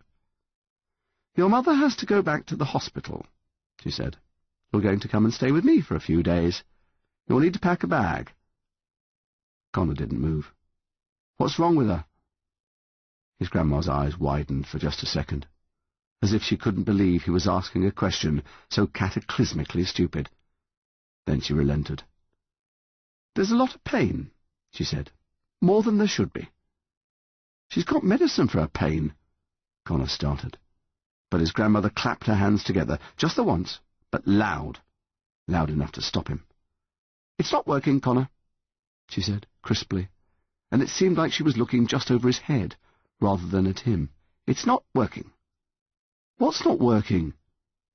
His grandma tapped her hands together lightly a few more times, like she was testing them out or something. Then she looked out of the window again, all the while keeping her mouth firmly shut. She finally stood, concentrating on smoothing down her dress. "Your mum's upstairs," she said. "She wants to talk to you. But your father's flying in on Sunday." He straightened up. "Dad's coming."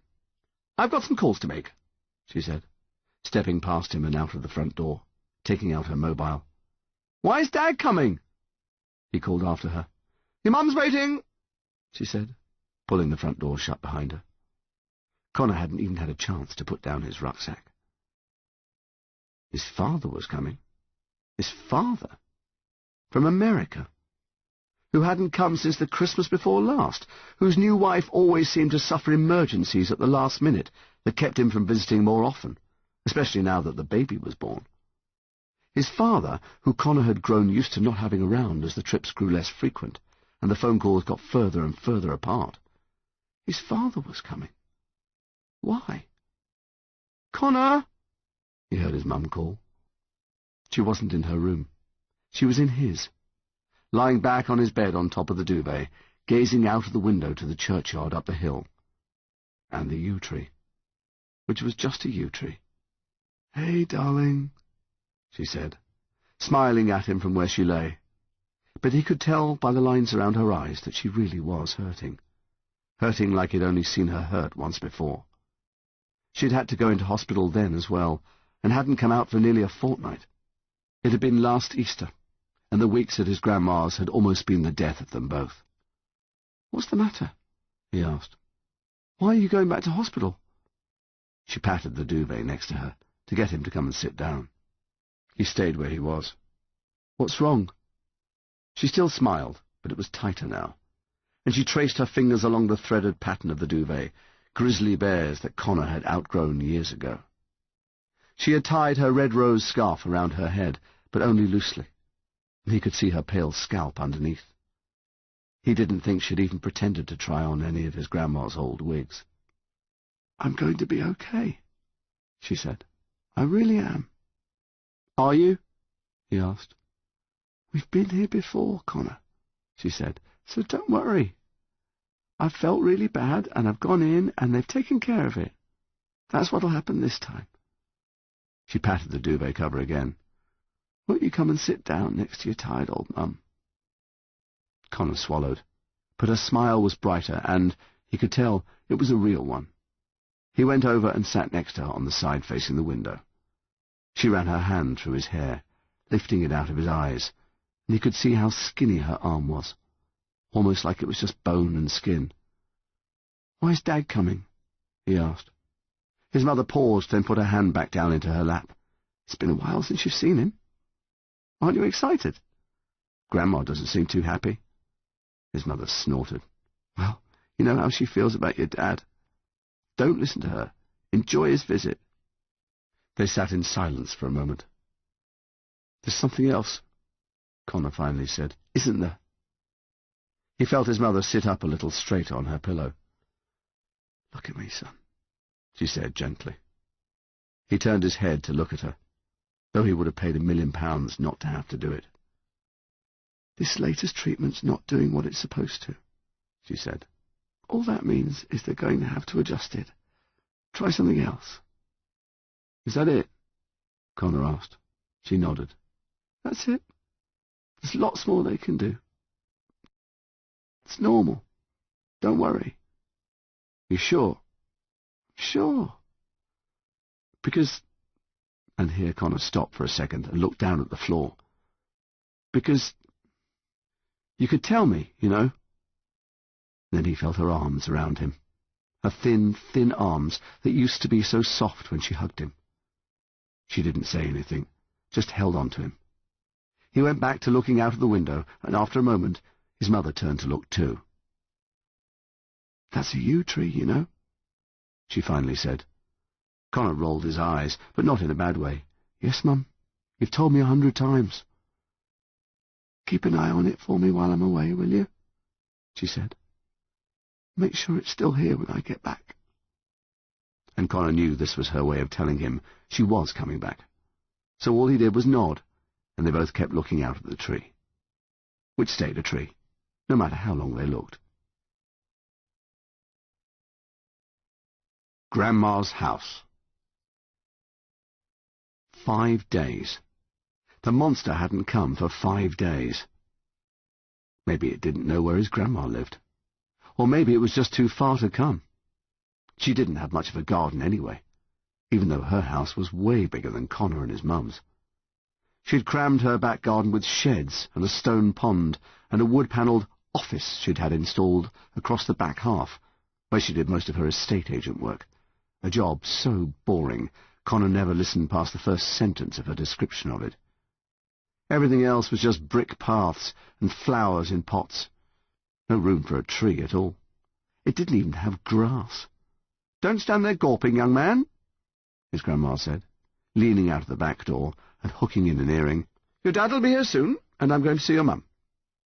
"I wasn't gawping," Connor said. "What's that got to do with the price of milk? Come inside." She vanished into the house, and he slowly trudged after her. It was Sunday, the day his father would be arriving from the airport. He would come here and pick up Connor, they'd go and see his mum, and then they'd spend some father-son time together. Connor was almost certain this was code for another round of "we need to have a talk." His grandma wouldn't be here when his father arrived, which suited everyone. "Pick up your rucksack from the front hall, please," she said, stepping past him and grabbing her handbag. "No need for him to think I'm keeping you in a pigsty." "Not much chance of that," Connor muttered as she went to the hall mirror to check her lipstick. His grandma's house was cleaner than his mum's hospital room. Her cleaning lady, Marta, came on Wednesdays, but Connor didn't see why she bothered. His grandma would get up first thing in the morning to hoover, did laundry 4 times a week, and once cleaned the bath at midnight before going to bed.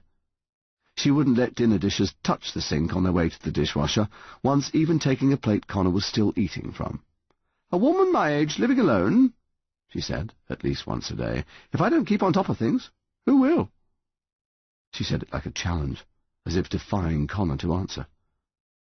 She drove him to school, and he got there early every single day, even though it was a 45-minute drive. She was also waiting for him every day after school when he left, taking them both straight to the hospital to see his mum. They'd stay for an hour or so, less if his mum was too tired to talk, which had happened twice out of the previous 5 days, and then go home to his grandma's house, where she'd make him do his homework while she ordered whatever takeaway they hadn't already eaten so far. It was like the time Connor and his mum had stayed in a bed and breakfast one summer in Cornwall, except cleaner and bossier. "Now, Connor," she said, slipping on her suit jacket. It was a Sunday, but she didn't have any houses to show, so he wasn't sure why she was dressing up so much just to go to the hospital. He suspected it probably had something to do with making his dad uncomfortable. "Your father may not notice how tired your mum's been getting, okay?" she said. "So we're going to have to work together to make sure he doesn't overstay his welcome." She checked herself in the mirror again and lowered her voice. "Not that that's been a problem." She turned, gave him a flash of starfish hand as a wave, and said, "Be good." The door clattered shut behind her. Connor was alone in her house. He went up to the guest room where he slept. His grandma kept calling it his room, but he only ever called it the guest room, which always made his grandmother shake her head and mumble to herself. But what did she expect? It didn't look like his room. It didn't look like anybody's room, certainly not a boy's. The walls were bare white, except for 3 different prints of sailing ships, which was probably as far as his grandma's thinking went towards what boys might like.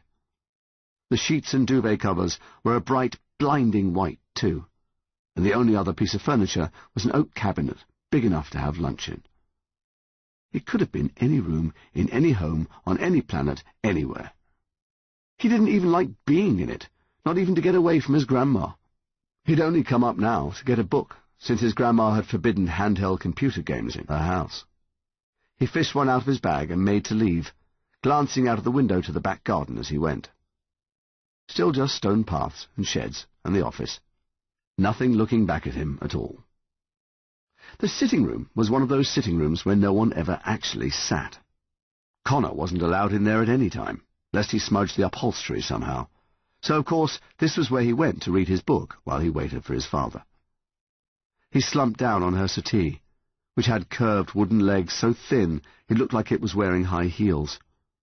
There was a glass-fronted cabinet opposite, filled with plates on display stands, and teacups with so many curlicues it was a wonder you could drink from them without cutting your lips. Hanging over the mantelpiece was his grandma's prize clock, which no one but her could ever touch. Handed down from her own mother, Connor's grandma had threatened for years to take it on Antiques Roadshow to get it valued. It had a proper pendulum swinging underneath it, and it chimed, too, every 15 minutes, loud enough to make you jump if you weren't expecting it. The whole room was like a museum of how people lived in olden times.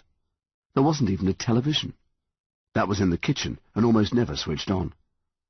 He read. What else was there to do?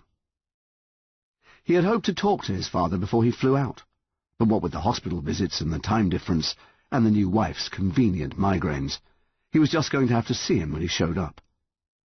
Whenever that would be. Connor looked at the pendulum clock. 12:42, it said. It would chime in 3 minutes. 3 empty, quiet minutes.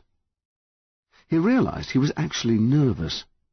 It had been a long time since he'd seen his father in person, and not just on Skype. Would he look different? Would Connor look different? And then there were the other questions. Why was he coming now?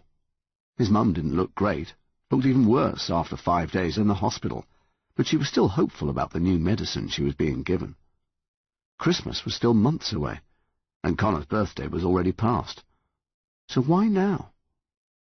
He looked at the floor, the centre of which was covered in a very expensive, very old-looking oval rug. He reached down and lifted up an edge of it, looking at the polished boards beneath. There was a knot in one of them. He ran his fingers over it, but the board was so old and smooth you couldn't tell the difference between the knot and the rest of it. "Are you in there?" Connor whispered. He jumped as the doorbell went. He scrambled up and out of the sitting room, feeling more excited than he'd thought he would. He opened the front door.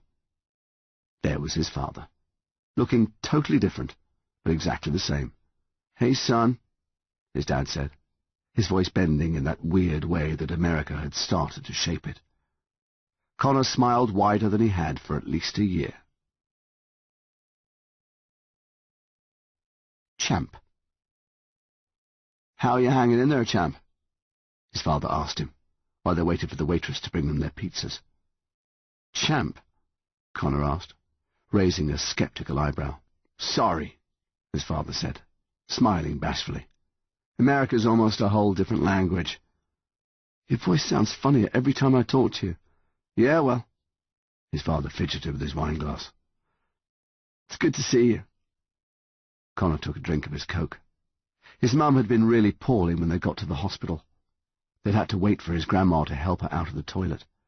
And then she was so tired, all she was really able to say was, "Hi, sweetheart," to Connor, and "Hello, Liam," to his father, before falling back to sleep.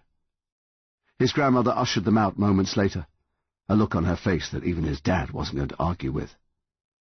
"Your mother is, his father said now, squinting at nothing in particular.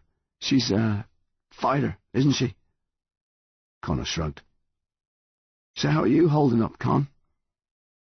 "That's like the 800th time you've asked me since you got here," Connor said. "Sorry," his father said. "I'm fine," Connor said. "Mum's on this new medicine. It'll make her better. She looks bad, but she's looked bad before. Why is everyone acting like—" He stopped and took another drink of his Coke. "You're right, son," his father said. "You're absolutely right."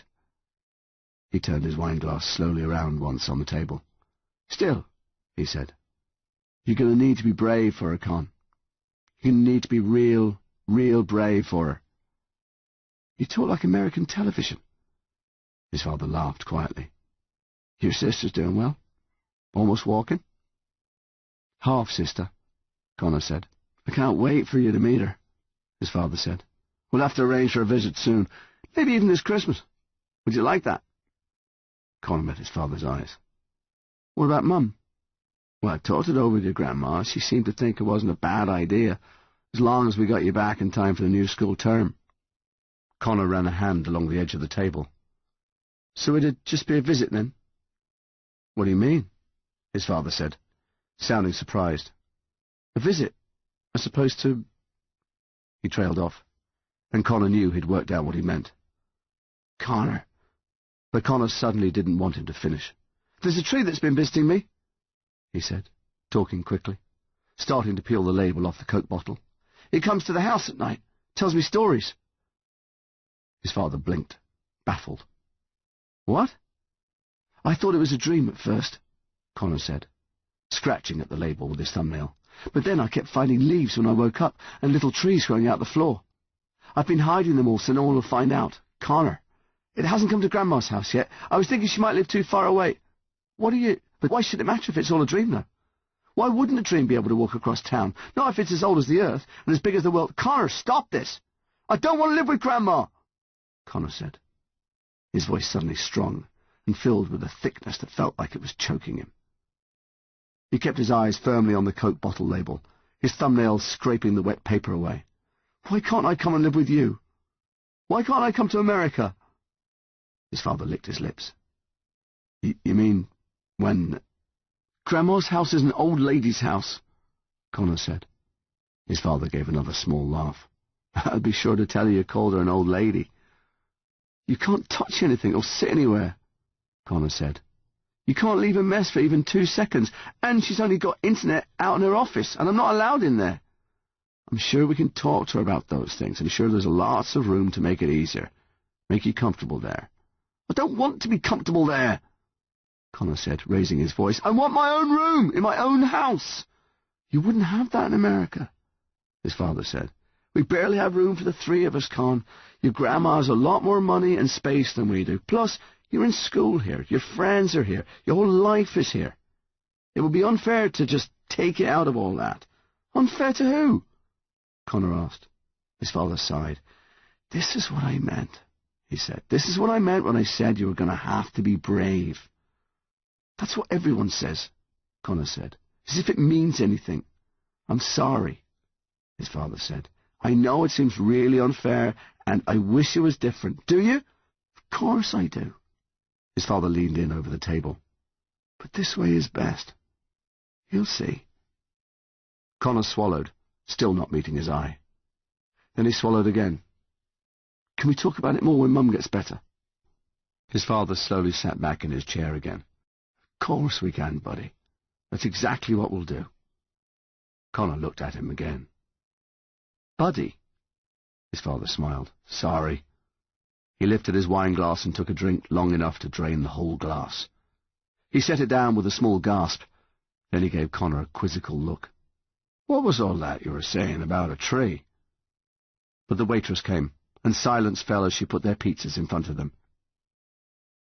"Americano," Connor frowned, looking down at his. "If it could talk, I wonder if it would sound like you." Americans don't get much holiday. "Doesn't look like your grandma's home yet," Connor's father said, pulling up the rental car in front of her house. "She sometimes goes back to the hospital after I go to bed," Connor said. "The nurses let her sleep in a chair." His dad nodded. "She may not like me," he said, "but that doesn't mean she's a bad lady." Connor stared out of the window at her house. "How long are you here for?" he asked. He'd been afraid to ask before now. His father let out a long breath, the kind of breath that said bad news was coming. "Just a few days, I'm afraid." Connor turned to him. "That's all? Americans don't get much holiday." "You're not American." "But I live there now," he grinned. "You're the one who made fun of my accent all night." "Why did you come then?" Connor asked. "Why bother coming at all?" His father waited a moment before answering. "I came because your mum asked me to." He looked like he was going to say more, but he didn't. Connor didn't say anything either. "I'll come back, though," his father said. "You know, when I need to." His voice brightened. "And you'll visit us at Christmas? That'll be good fun." "In your cramped house where there's no room for me?" Connor said. "Connor, and then I'll come back here for school." "Can't." "Why did you come?" Connor asked again, his voice low. His father didn't answer. A silence opened up in the car that felt like they were sitting on opposite sides of a canyon. Then his father reached out a hand for Connor's shoulder, but Connor ducked it and pulled on the door handle to get out. "Connor, wait!" Connor waited, but didn't turn around. "You want me to come in until she gets home?" his father asked. "Keep you company?" "I'm fine on my own," Connor said, and got out of the car. The house was quiet when he got inside. Why wouldn't it be? He was alone. He slumped on the expensive settee again, listening to it creak as he fell back into it. It was such a satisfying sound that he got up and slumped back down into it again. Then he got back up and jumped on it, the wooden legs moaning as they scraped a few inches across the floor, leaving 4 identical scratches on the hardwood. He smiled to himself. That felt good. He jumped off and gave the settee a kick to push it back even further. He was barely aware that he was breathing heavily. His head felt hot, almost like he had a fever. He raised a foot to kick the settee again. Then he looked up and saw the clock. His grandma's precious clock, hanging over the mantelpiece, the pendulum swinging back and forth, like it was getting on with its own private life, not caring about Connor at all. He approached it slowly, his fists clenched. It was only a moment before it would bong, bong, bong its way to 9 o'clock. Connor stood there until the second hand glided around and reached the 12. The instant the bongs were about to start, he grabbed the pendulum, holding it at the high point of its swing. He could hear the mechanism of the clock complaining as the first "but" of the interrupted bong hovered in the air. With his free hand, Connor reached up and pushed the minute and second hands forward from the 12. They resisted, but he pushed harder, hearing a loud click as he did so that didn't sound especially good. The minute and second hands sprung suddenly free from whatever was holding them back, and Connor spun them around, catching up with the hour hand and taking it along too, hearing more complaining half-bongs and painful clicks from deep inside the wooden case. He could feel drops of sweat gathering on his forehead, and his chest felt like it was glowing with heat. Almost like being in the nightmare, that same feverish blur of the world slipping off its axis. But this time he was the one in control. This time he was the nightmare. The second hand, the thinnest of the three, suddenly snapped and fell out of the clock face completely, bouncing once on the rug and disappearing into the ashes of the hearth. Connor stepped back quickly, letting go of the pendulum. It dropped to its center point, but didn't start swinging again.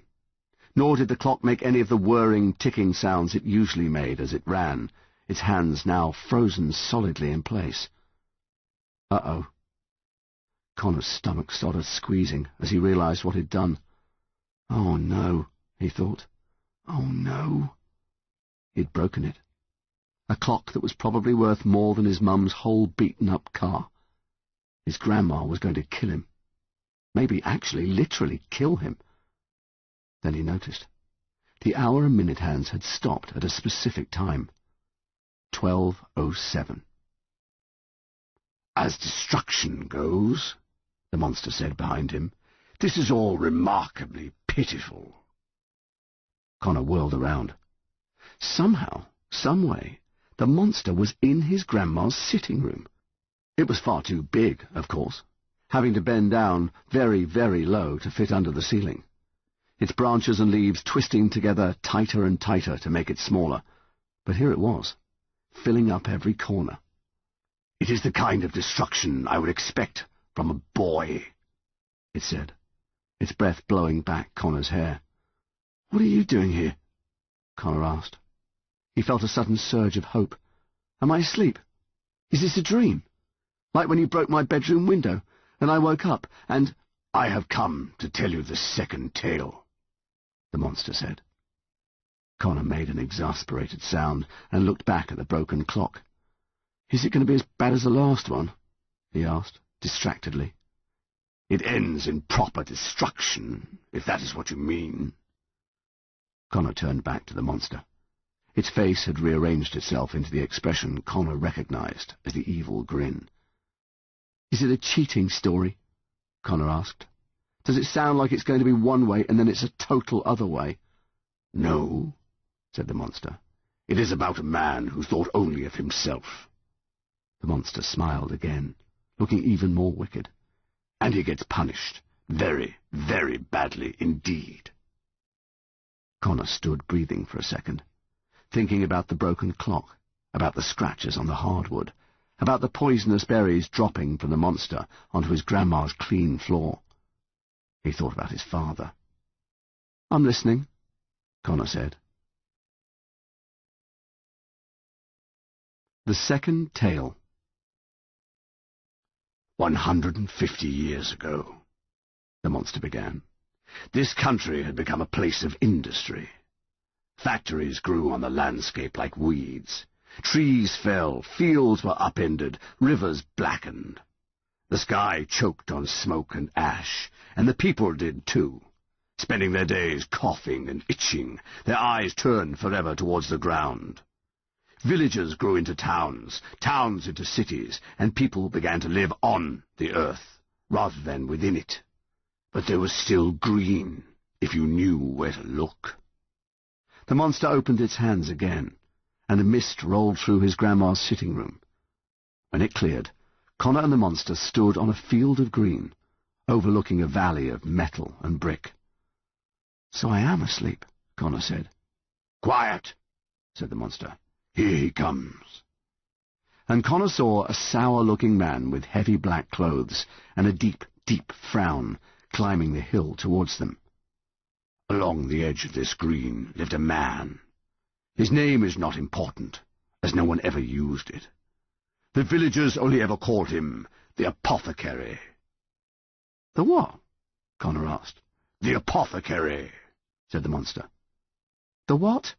"Apothecary was an old-fashioned name, even then, for a chemist." "Oh," Connor said. "Why didn't you just say?" But the name was well earned, because apothecaries were ancient, dealing in the old ways of medicine, too, of herbs and barks, of concoctions brewed from berries and leaves. "Dad's new wife does that," Connor said, as they watched the man dig up a root. "She owns a shop that sells crystals." The monster frowned. "It is not remotely the same." Many a day the apothecary went walking to collect the herbs and leaves of the surrounding green. But as the years passed, his walks became longer and longer, as the factories and roads sprawled out of town like one of the rashes he was so effective in treating. Where he used to be able to collect Pax Foil and Bella Rosa before morning tea, it began to take him the entire day. The world was changing, and the apothecary grew bitter, or rather, more bitter, for he had always been an unpleasant man. He was greedy, and charged too much for his cures, often taking more than the patient could afford to pay. Nevertheless, he was surprised at how unloved he was by the villagers, thinking they should treat him with far more respect. And because his attitude was poor, their attitude towards him was also poor, until, as time went on, his patients began seeking other, more modern remedies from other, more modern healers, which only, of course, made the apothecary even more bitter. The mist surrounded them again, and the scene changed. They were now standing on a lawn atop a small hillock. A parsonage sat to one side, and a great yew tree stood in the middle of a few new headstones.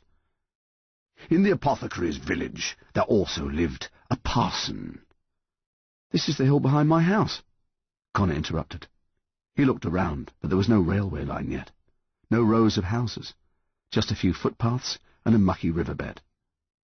"The parson had 2 daughters," the monster went on, "who were the light of his life." 2 young girls came screaming out of the parsonage, giggling and laughing and trying to hit each other with handfuls of grass. They ran around the trunk of the yew tree, hiding from one another. "That's you," Connor said, pointing at the tree, which for the moment was just a tree. "Yes, fine. On the parsonage grounds there also grew a yew tree. And a very handsome yew tree it was," said the monster. "If you say so yourself," Connor said. "Now, the apothecary wanted the yew tree very badly." "He did?" Connor asked. "Why?" The monster looked surprised. "The yew tree is the most important of all the healing trees," it said. "It lives for thousands of years. Its berries, its bark, its leaves, its sap, its pulp, its wood, they all thrum and burn and twist with life. It can cure almost any ailment man suffers from, mixed and treated by the right apothecary." Connor furrowed his forehead. "You're making that up." The monster's face went stormy. "You dare to question me, boy?" "No," Connor said, stepping back at the monster's anger. "I've just never heard that before." The monster frowned angrily for a moment longer, then got on with the story. "In order to harvest these things from the tree, the apothecary would have had to cut it down, and this the parson would not allow. The yew had stood on this ground long before it was set aside for the church. A graveyard was already starting to be used, and a new church building was in the planning stages. The yew would protect the church from the heavy rains and the harshest weather, and the parson, no matter how often the apothecary asked, for he did ask very often, would not allow the apothecary anywhere near the tree. Now the parson was an enlightened man, and a kind one. He wanted the very best for his congregation, to take them out of the dark ages of superstition and witchery. He preached against the apothecary's use of the old ways, and the apothecary's foul temper and greed made certain these sermons fell on eager ears. His business shrank even further. But then, one day, the parson's daughters fell sick. First the one, and then the other, with an infection that swept the countryside. The sky darkened, and Connor could hear the coughing of the daughters within the parsonage. Could also hear the loud praying of the parson and the tears of the parson's wife. Nothing the parson did helped. No prayer, no cure from the modern doctor 2 towns over, no remedies of the field offered shyly and secretly by his parishioners. Nothing. The daughters wasted away and approached death. Finally, there was no other option but to approach the apothecary. The parson swallowed his pride, and went to beg the apothecary's forgiveness. "Won't you help my daughters?" the parson asked, down on his knees at the apothecary's front door. "If not for me, then for my 2 innocent girls." "Why should I?" the apothecary asked. "You have driven away my business with your preachings. You have refused me the yew tree, my best source of healing. You have turned this village against me." "You may have the yew tree," the parson said. "I will preach sermons in your favor. I will send my parishioners to you for their every ailment. You may have anything you like, if you would only save my daughters." The apothecary was surprised. "You would give up everything you believed in?" "If it would save my daughters," the parson said, "I'd give up everything." "Then," the apothecary said, shutting his door on the parson, "there is nothing I can do to help you." "What?" Connor said. That very night, both of the parson's daughters died. "What?" Connor said again, the nightmare feeling taking hold of his guts. "And that very night, I came walking." "Good!" Connor shouted. "That stupid git deserves all the punishment he gets." "I thought so too," said the monster. "It was shortly after midnight that I tore the parson's home from its very foundations." The rest of the second tale. Connor whirled round. "The parson?" "Yes," said the monster. "I flung his roof into the dell below, and knocked down every wall of his house with my fists." The parson's house was still before them, and Connor saw the yew tree next to it awaken into the monster, and set ferociously on the parsonage. With the first blow to the roof, the front door flew open, and the parson and his wife fled in terror. The monster in the scene threw their roof after them, barely missing them as they ran. "What are you doing?" Connor said. "The whatever is the bad guy." "Is he?" asked the real monster behind him. There was a crash as the second monster knocked down the parsonage's front wall. "Of course he is!" Connor shouted. "He refused to help heal the parson's daughters, and they died." "The parson refused to believe the apothecary could help," said the monster. "When times were easy, the parson nearly destroyed the apothecary. But when the going grew tough, he was willing to throw aside every belief if it would save his daughters." "So?" Connor said. "So would anyone, so would everyone. What did you expect him to do?" "I expected him to give the apothecary the yew tree when the apothecary first asked." This stopped Connor. There were further crashes from the parsonage as another wall fell. "You'd have let yourself be killed?" "I am far more than just one tree," the monster said. "But yes, I would have let the yew tree be chopped down. It would have saved the parson's daughters, and many, many others besides."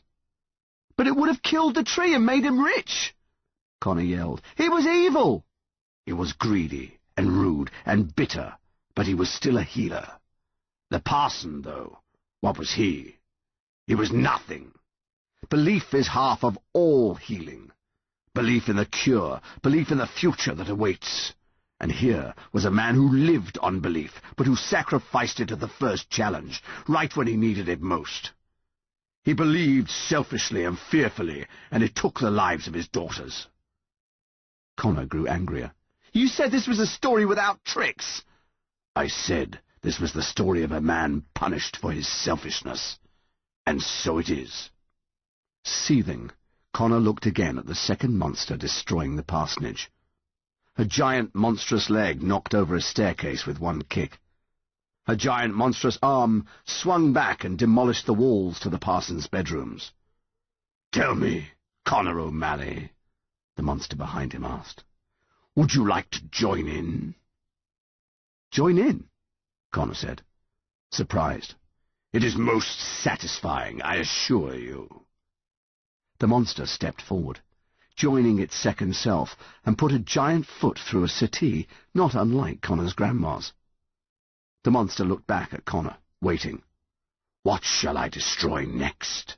it asked, stepping over to the second monster, and in a terrible blurring of the eyes they merged together, making a single monster who was even bigger. "I await your command, boy," it said. Connor could feel his breathing growing heavy again. His heart was racing, and that feverish feeling had come over him once more. He waited a long moment. Then he said, "Knock over the fireplace." The monster's fist immediately lashed out and struck the stone hearth from its foundations, the brick chimney tumbling down on top of it in a loud clatter. Connor's breath got heavier still, like he was the one doing the destroying. "Throw away their beds," he said. The monster picked up the beds from the two roofless bedrooms and flung them into the air, so hard they seemed to sail nearly to the horizon before crashing to the ground. "Smash their furniture!" Connor shouted. "Smash everything!" The monster stomped around the interior of the house, crushing every piece of furniture it could find with satisfying crashes and crunches. "Tear the whole thing down!" Connor roared, and the monster roared in return and pounded at the remaining walls, knocking them to the ground. Connor rushed in to help, picking up a fallen branch and smashing through the windows that hadn't already been broken. He was yelling as he did it, so loud he couldn't hear himself think, disappearing into the frenzy of destruction, just mindlessly smashing and smashing and smashing. The monster was right. It was very satisfying. Connor screamed until he was hoarse, smashed until his arms were sore, roared until he was nearly falling down with exhaustion. When he finally stopped, he found the monster watching him quietly from outside the wreckage. Connor panted and leaned on the branch to keep himself balanced. "Now that," said the monster, "is how destruction is properly done." And suddenly they were back in Connor's grandma's sitting room. Connor saw that he had destroyed almost every inch of it. Destruction. The settee was shattered into pieces beyond counting. Every wooden leg was broken, the upholstery ripped to shreds, hunks of stuffing strewn across the floor, along with the remains of the clock, flung from the wall and broken to almost unrecognizable bits. So too were the lamps, and both small tables that had sat at the ends of the settee, as well as the bookcase under the front window, every book of which was torn from cover to cover. Even the wallpaper had been ripped back in dirty, uneven strips.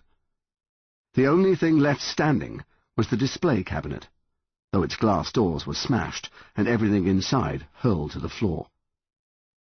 Connor stood there in shock. He looked down at his hands, which were covered in scratches and blood, his fingernails torn and ragged, aching from the labor. "Oh, my God," he whispered. He turned round to face the monster, which was no longer there. "What did you do?" he shouted into the suddenly too quiet emptiness. He could barely move his feet from all the destroyed rubbish on the floor. There was no way he could have done all this himself. No way. Was there? "Oh, my God," he said again. "Oh, my God." "Destruction is very satisfying," he heard, but it was like a voice on the breeze, almost not there at all. And then he heard his grandma's car pull into the driveway. There was nowhere to run, no time to even get out of the back door and go off on his own somehow, somewhere she'd never find him. But, he thought, not even his father would take him now, when he found out what he had done. They'd never allow a boy who could do all this to go and live in a house with a baby. "Oh, my God," Connor said again, his heart beating nearly out of his chest. His grandma put her key in the lock and opened the front door. In the split second after she came around the corner to the sitting room, still fiddling with her handbag, before she registered where Connor was or what had happened, he saw her face, how tired it was. No news on it, good or bad, just the same old night at the hospital with Connor's mum, the same old night that was wearing them both so thin. Then she looked up. "What the—" she said, stopping herself by reflex from saying hell in front of Connor. She froze, still holding her handbag in mid-air. Only her eyes moved, taking in the destruction of the sitting room in disbelief, almost refusing to see what was really there. Connor couldn't even hear her breathing. And then she looked at him, her mouth open, her eyes open wide too. She saw him standing there in the middle of it, his hands bloodied with his work. Her mouth closed, but it didn't close into its usual hard shape. It trembled and shook, as if she was fighting back tears, as if she could barely hold the rest of her face together. And then she groaned, deep in her chest, her mouth still closed.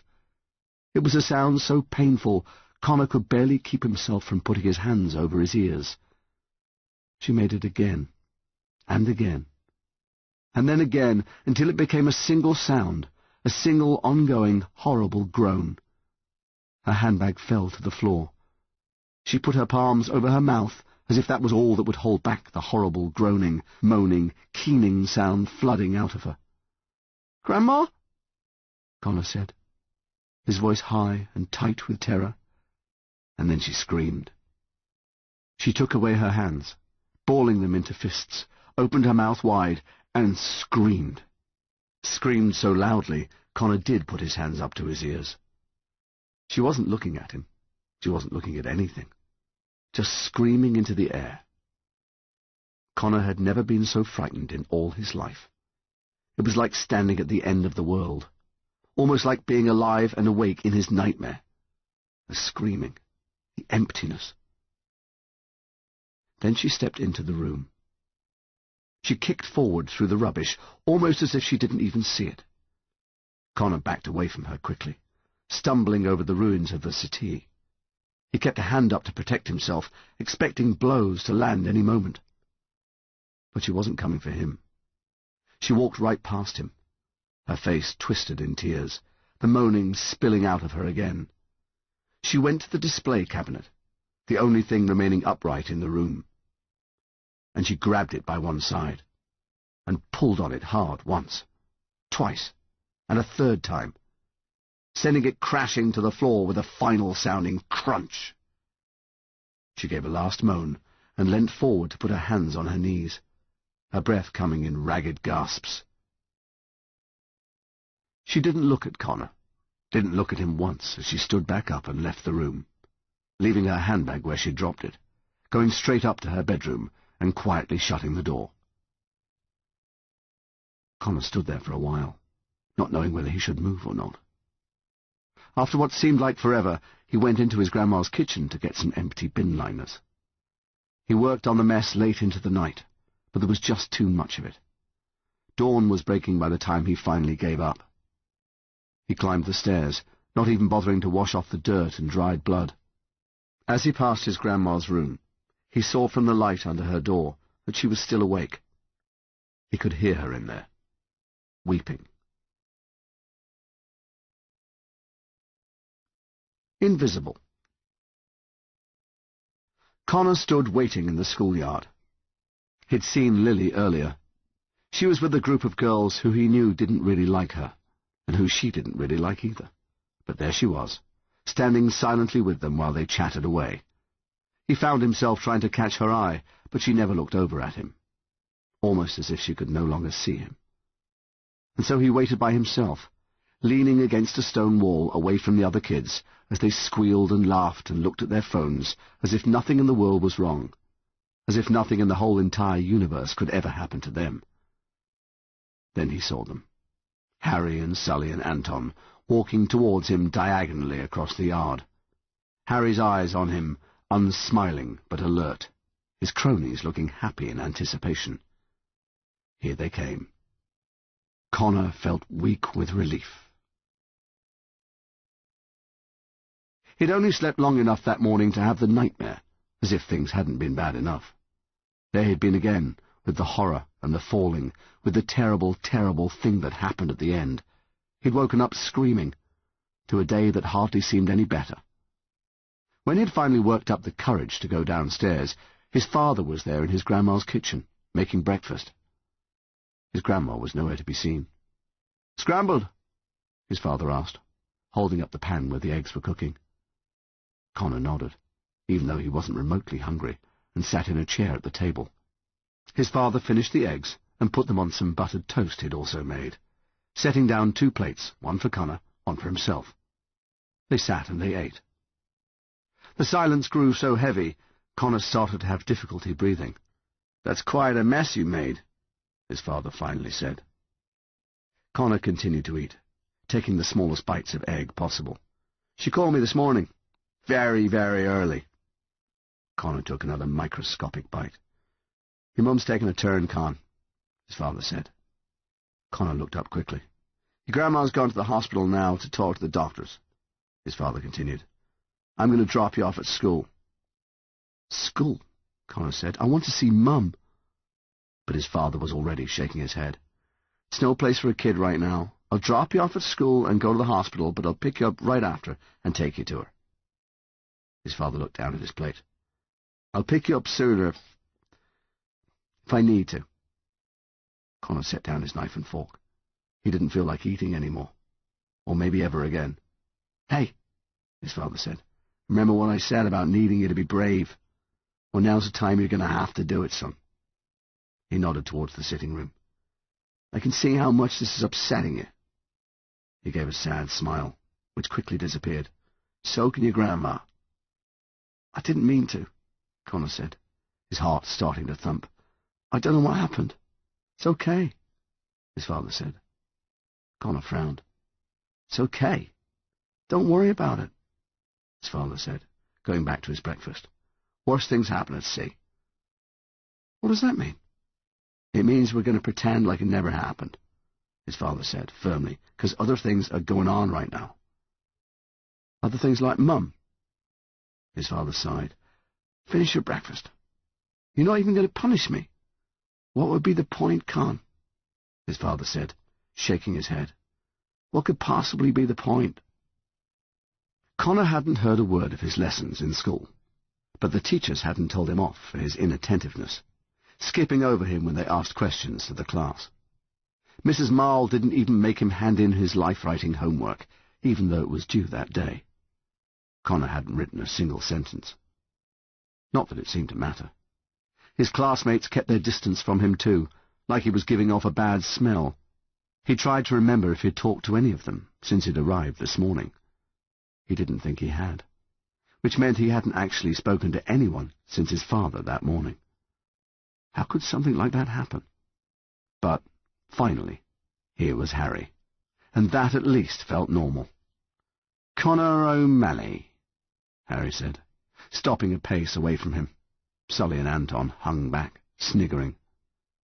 Connor stood up from the wall, dropping his hands to his sides, preparing himself for wherever the punch might fall. Except it didn't. Harry just stood there. Sully and Anton stood there too, their smiles slowly shrinking. "What are you waiting for?" Connor asked. "Yeah," Sully said to Harry. "What are you waiting for?" "It's him," Anton said. Harry didn't move, his eyes still firmly locked on Connor. Connor could only look back until it felt like there was nothing in the world except him and Harry. His palms were sweating. His heart was racing. Just do it, he thought, and then realized he was saying it out loud. Just do it. Do what? Harry said, calmly. What on earth could you possibly want me to do, O'Malley? He wants you to beat him into the ground, Sully said. He wants you to kick his ass, Anton said. Is that right? Harry asked, seeming genuinely curious. Is that really what you want? Connor said nothing, just stood there, fists clenched, waiting. And then the bell went, ringing loudly, and Miss Kwan began to cross the yard at that moment too, talking to another teacher, but eyeing the pupils around her, keeping a close watch in particular on Connor and Harry.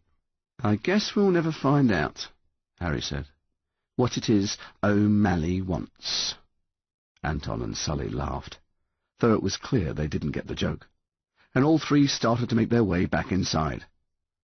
But Harry watched Connor as they left, never looking away from him, as he left Connor standing there alone, like he was completely invisible to the rest of the world. Yew trees. Hey there, darling, his mum said, pushing herself up a bit in her bed as Connor came through the door. He could see how much she struggled to do it.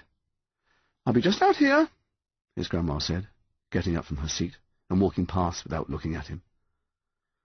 I'm going to grab something from the vending machine, sport, his father said from the doorway. Do you want anything? I want you to stop calling me sport, Connor said, not taking his eyes off his mother, who laughed. Back in a bit, his father said, and left him alone with her. Come here, she said, patting the bed beside her. He went over and sat down next to her, taking care not to disturb either the tube they had stuck in her arm, or the tube sending air down her nostrils, or the tube he knew occasionally got taped to her chest when the bright orange chemicals were pumped into her at her treatments. How's my Connor, then? She asked, reaching up a thin hand to brush his hair. He could see a yellow stain on her arm around where the tube went in, and little purple bruises all the way along the inside of her elbow. But she was smiling. It was tired, it was exhausted, but it was a smile. I know I must look a fright, she said. No, you don't, Connor said. She brushed his hair again with her fingers. I think I can forgive a kind lie. Are you okay? Connor asked, and even though the question was in one sense completely ridiculous, she knew what he meant. Well, sweetheart, she said, a couple of different things they've tried haven't worked like they wanted them to, and they've not worked a lot sooner than they were hoping they wouldn't, if that makes any sense. Connor shook his head. No, not to me either, really, she said. He saw her smile get tighter, harder for her to hold. She took in a deep breath, and it ratcheted slightly as it went in, like there was something heavy in her chest. Things are going a little faster than I'd hoped, sweetheart, she said, and her voice was thick in a way that made Connor's stomach twist even harder. He was suddenly glad he hadn't eaten since breakfast. But, his mum said, voice still thick, but smiling again, there's one more thing they're going to try, a medicine that's had some good results. Why didn't they try it before? Connor asked. Remember all my treatments? She said. Losing my hair and all that throwing up. Of course. Well, this is something you take when that hasn't worked how they wanted it to, she said. It was always a possibility, but they were hoping not to have to use it at all. She looked down. And they were hoping not to have to use it this soon. Does that mean it's too late? Connor asked, setting the words free before he even knew what he was saying. No, Connor, she answered him, quickly. Don't think that. It's not too late. It's never too late. You sure? She smiled again. I believe every word I say, she said, her voice a little stronger. Connor remembered what the monster had said. Belief is half of healing. He still felt like he wasn't breathing, but the tension started to ebb a little, letting go of his stomach. His mum saw him relax a bit, and she started rubbing the skin on his arm. "And here's something really interesting," she said, her voice sounding a bit more chipper. "You remember that tree on the hill behind our house?" Connor's eyes went wide. "Well, if you can believe it," his mum continued, not noticing, "this drug is actually made from yew trees." "Yew trees?" Connor asked, his voice quiet. "Yeah," his mum said. "I read about it way back when this all started." She coughed into her hand, then coughed again. "I mean, I hoped it would never get this far, but it just seemed incredible that all that time we could see a yew tree from our own house, and that very tree could be the thing that healed me." Connor's mind was whirling, so fast it almost made him dizzy. "The green things of this world are just wondrous, aren't they?" his mother went on. "We work so hard to get rid of them, when sometimes they're the very thing that saves us." "Is it going to save you?" Connor asked, barely able to even say it. His mum smiled again. "I hope so," she said. "I believe so." Could it be? Connor went out into the hospital corridor, his thoughts racing. Medicine made from yew trees. Medicine that could properly heal. Medicine just like the apothecary refused to make for the parson. Though, to be honest, Connor was still a little unclear about why it was the parson's house that got knocked down. Unless the monster was here for a reason. Unless it had come walking to heal Connor's mother. He hardly dared hope. He hardly dared think it. No. No, of course not. It couldn't be true. He was being stupid. The monster was a dream. That's all it was. A dream. But the leaves, and the berries, and the sapling growing in the floor, and the destruction of his grandma's sitting room. Connor felt suddenly light, like he was somehow starting to float in the air. Could it be? Could it really be? He heard voices and looked down the corridor. His dad and his grandma were fighting. He couldn't hear what they were saying, but his grandma was pretty ferociously jabbing her finger towards his dad's chest. "Well, what do you want me to do?" his father said, loud enough to attract the attention of people passing in the corridor. Connor couldn't hear his grandma's response, but she came storming back down the corridor past Connor, still not looking at him, as she went into his mother's room. His father walked up shortly after, his shoulders slumped. "What's going on?" Connor asked. Your grandma's mad at me," his dad said, giving a quick smile. "Nothing new there." "Why?" His father made a face. "I've got some bad news, Connor," he said. "I have to fly back home tonight." "Tonight?" Connor asked. "Why?" "The baby's sick." "Oh," Connor said. "What's wrong with her?"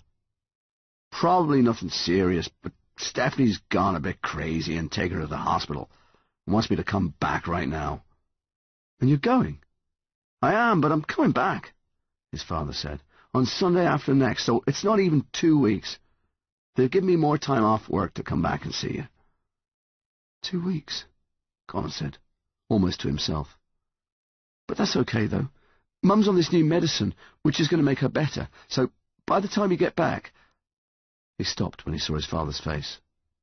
"Why don't we go for a walk, son?" his father asked. There was a small park across from the hospital, with paths among the trees.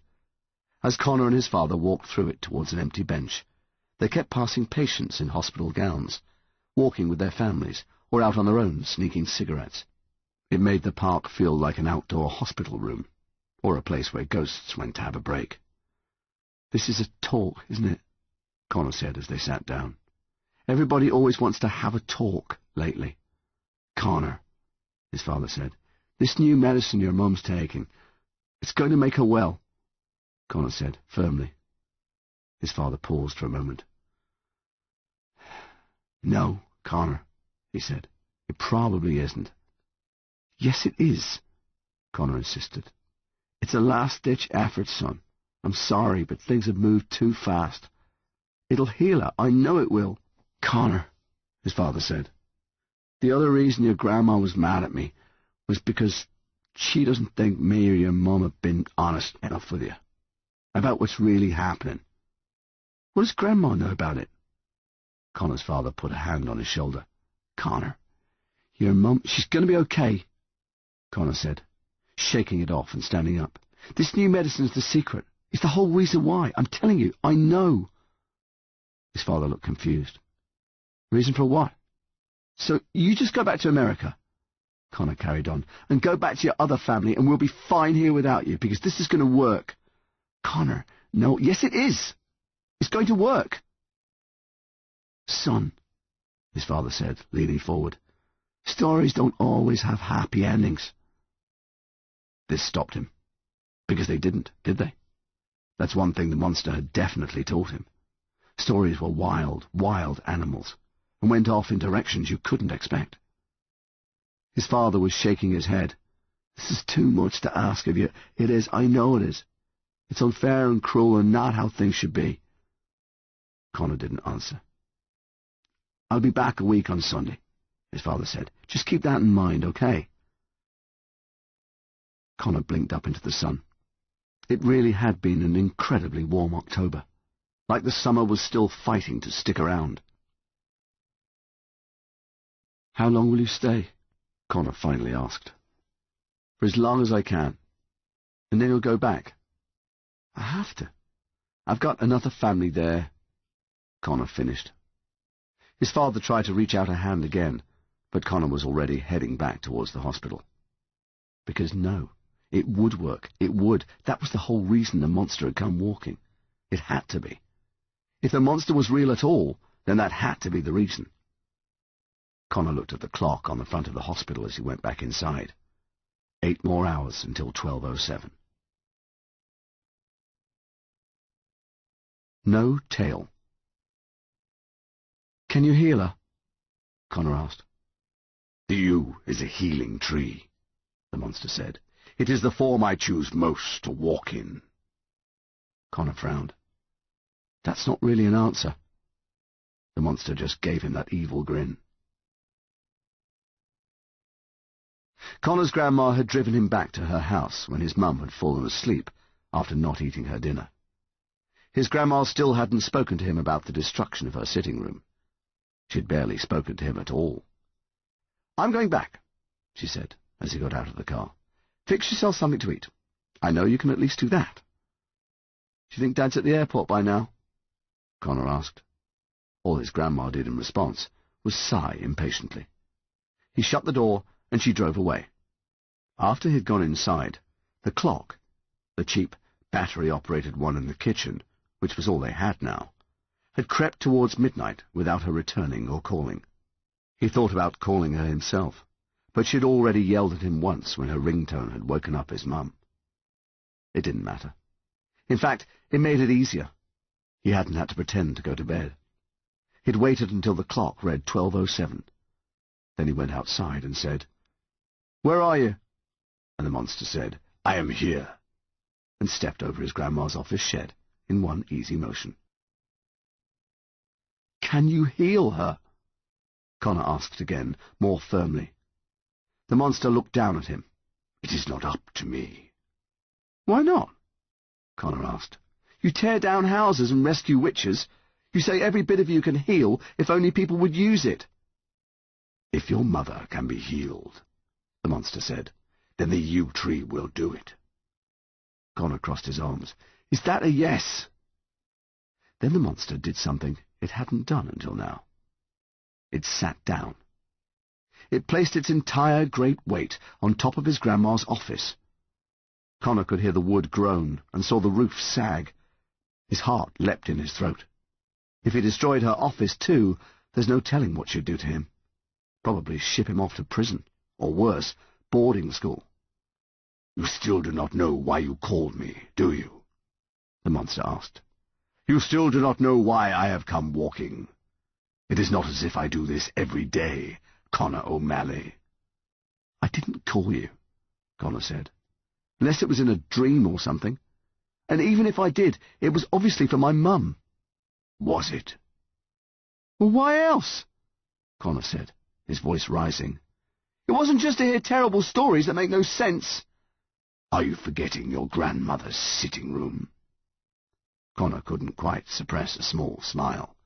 As I thought, said the monster. I'm being serious, Connor said. So am I. But we are not yet ready for the third and final story. That will be soon. And after that, you will tell me your story, Connor O'Malley. You will tell me your truth. The monster leaned forward. And you know of what I speak. The mists surrounded them again suddenly, and his grandma's garden faded away. The world changed to grey and emptiness, and Connor knew exactly where he was. Exactly what the world had changed into. He was inside the nightmare. This is what it felt like. This is what it looked like. The edges of the world crumbling away, and Connor holding on to her hands, feeling them slip from his grasp, feeling her fall. "No!" he cried out. "No! Not this!" The mist retreated, and he was back in his grandma's garden again, the monster still sitting on her office roof. "That's not my truth," Connor said, his voice shaking. "That's just a nightmare." "Nevertheless," the monster said, standing, the roof beams of his grandma's office seeming to sigh with relief. "that is what will happen after the third tale." "Great," Connor said. "Another story when there are more important things going on." "Stories are important," the monster said. "They can be more important than anything, if they carry the truth." "Life-writing," Connor said, sourly, under his breath. The monster looked surprised. "Indeed," it said. It turned to go, but glanced back at Connor. "Look for me soon." "I want to know what's going to happen with my mum," Connor said. The monster paused. "Do you not know already?"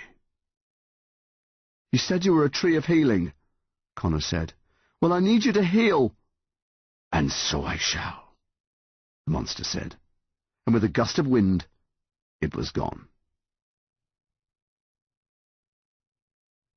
I no longer see you. "I want to go to the hospital too," Connor said the next morning in the car with his grandma. "I don't want to go to school today." His grandma just drove. It was quite possible she was never going to speak to him again. "How was she last night?" he asked. He'd waited up for a long time after the monster left, but had still fallen asleep before his grandma came back. "Much the same," she said, tersely, keeping her eyes firmly on the road. "Is the new medicine helping?" She didn't answer this one for so long he thought she wasn't going to, and was on the verge of asking again when she said, "It's too soon to tell." Connor let a few streets go by. Then he asked, "When is she going to come home?" This one his grandma didn't answer, even though it was another half-hour before they got to school. There was no hope of paying attention in lessons, which once again didn't matter, because none of the teachers asked him a question anyway. Neither did his classmates. By the time lunch break came around, he'd passed another morning not having said a word to anyone. He sat alone at the far edge of the dining hall, his food uneaten in front of him. The room was unbelievably loud, roaring with the sounds of his classmates and all their screaming and yelling and fighting and laughing. Connor did his best to ignore it. The monster would heal her. Of course it would. Why else would it have come? There was no other explanation. It had come walking as a tree of healing, the same tree that made the medicine for his mother, so why else? "Please," Connor thought, as he stared at his still full lunch tray. "Please." Two hands slapped down hard on either side of the tray from across the table, knocking Connor's orange juice into his lap. Connor stood up, though not quickly enough. His trousers were soaked in liquid, dripping down his legs. "O'Malley's wet himself!" Sully was already shouting, with Anton cracking up beside him. "Here," Anton said, flicking some of the puddle from the table at Connor. "You missed some!" Harry stood between Anton and Sully, as ever, his arms crossed, staring. Connor stared back. Neither of them moved for so long that Sully and Anton quieted down. They started to look uncomfortable as the staring contest continued, wondering what Harry was going to do next. Connor wondered too. "I think I've worked you out, O'Malley," Harry finally said. "I think I know what it is you're asking for." "You're going to get it now," Sully said. He and Anton laughed, bumping fists. Connor couldn't see any teachers out of the corner of his eye, so he knew Harry had chosen a moment when they could bother him unseen. Connor was on his own. Harry stepped forward, still calmly. "Here is the hardest hit of all, O'Malley," Harry said. "Here is the very worst thing I can do to you." He held out his hand, as if asking for a handshake. He was asking for a handshake. Connor responded almost automatically, putting out his own hand and shaking Harry's before he even thought about what he was doing. They shook hands like two businessmen at the end of a meeting. "Goodbye, O'Malley," Harry said, looking into Connor's eyes. "I no longer see you." Then he let go of Connor's hand, turned his back, and walked away. Anton and Sully looked even more confused, but after a second they walked away too. None of them looked back at Connor. There was a huge digital clock on the wall of the dining hall, bought sometime in the 70s as the latest in technology, and never replaced, even though it was older than Connor's mum. As Connor watched Harry walk away without looking back, walk away without doing anything, Harry moved past the digital clock. Lunch started at 11:55 and ended at 12:40. The clock currently read 12:06. Harry's words echoed in Connor's head. "I no longer see you." Harry kept walking away, keeping good on his promise. "I no longer see you." The clock ticked over to 12:07. "It is time for the third tale," the monster said from behind him. The third tale. "There was once an invisible man," the monster continued, though Connor kept his eyes firmly on Harry, "who had grown tired of being unseen." Connor set himself into a walk after Harry. "It was not that he was actually invisible," the monster said, following Connor, the room volume dropping as they passed. "It was that people had become used to not seeing him." "Hey!" Connor called. Harry didn't turn round. Neither did Sully nor Anton, though they were still sniggering as Connor picked up his pace. "And if no one sees you," the monster said, picking up its pace, too, "are you really there at all?" "Hey!" Connor called loudly. The dining hall had fallen silent now, as Connor and the monster moved faster after Harry, who had still not turned around. Connor reached him and grabbed him by the shoulder, twisting him round. Harry pretended to question what had happened, looking hard at Sully, acting like he was the one who'd done it. "Quit messing about," Harry said, and turned away again. Turned away from Connor. "And then one day, the invisible man decided," the monster said, its voice ringing in Connor's ears, "I will make them see me." "How?" Connor asked, breathing heavily again, not turning back to see the monster standing there, not looking at the reaction of the room to the huge monster now in their midst, though he was aware of nervous murmurs and a strange anticipation in the air. How did the man do it? Connor could feel the monster close behind him, knew that it was kneeling, knew that it was putting its face up to his ear to whisper into it, to tell him the rest of the story. "He called," it said, "for a monster." And it reached a huge, monstrous hand past Connor and knocked Harry flying across the floor. Trays clattered, and people screamed as Harry tumbled past them. Anton and Sully looked aghast, first at Harry, then back at Connor. Their faces changed as they saw him. Connor took another step towards them, feeling the monster towering behind him. Anton and Sully turned and ran. "What do you think you're playing at, O'Malley?" Harry said, as he pulled himself up from the floor, holding his forehead where he'd hit it as he fell. He took his hand away, and a few people screamed as they saw blood. Connor kept moving forward, people scrambling to get out of his way. The monster came with him, matching him, step for step. "You don't see me!" Connor shouted as he came. "You don't see me!" "No, O'Malley!" Harry shouted back as he stood. "No, I don't! No one here does!" Connor stopped and looked around slowly. The whole room was watching them now, waiting to see what would happen. Except when Connor turned to face them. Then they looked away, like it was too embarrassing or painful to actually look at him directly. Only Lily held his eyes for longer than a second, her face anxious and hurt. "You think this scares me, O'Malley?" Harry said, touching the blood on his forehead. "You think I'm ever going to be afraid of you?"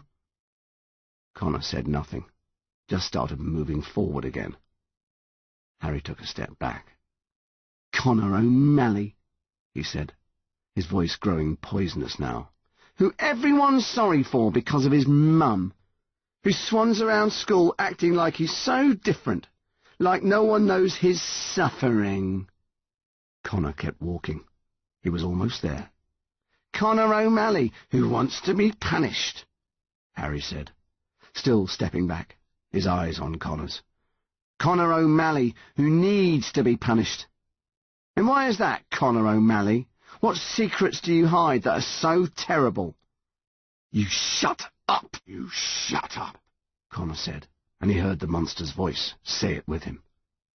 Harry backed up another step until he was against a window. It felt like the whole school was holding its breath, waiting to see what Connor would do. He could hear a teacher or two calling from outside, finally noticing something was going on. "But do you know what I see when I look at you, O'Malley?" Harry said.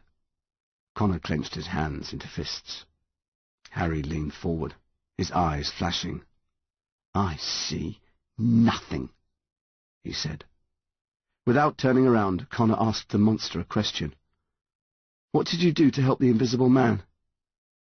And he felt the monster's voice again, like it was in his own head. "I made them see," it said. Connor clenched his fists even tighter. Then the monster leapt forward to make Harry see. Punishment. "I don't even know what to say." The headmistress made an exasperated sound and shook her head. "What can I possibly say to you, Connor?" Connor kept his eyes on the carpet, which was the colour of spilled wine.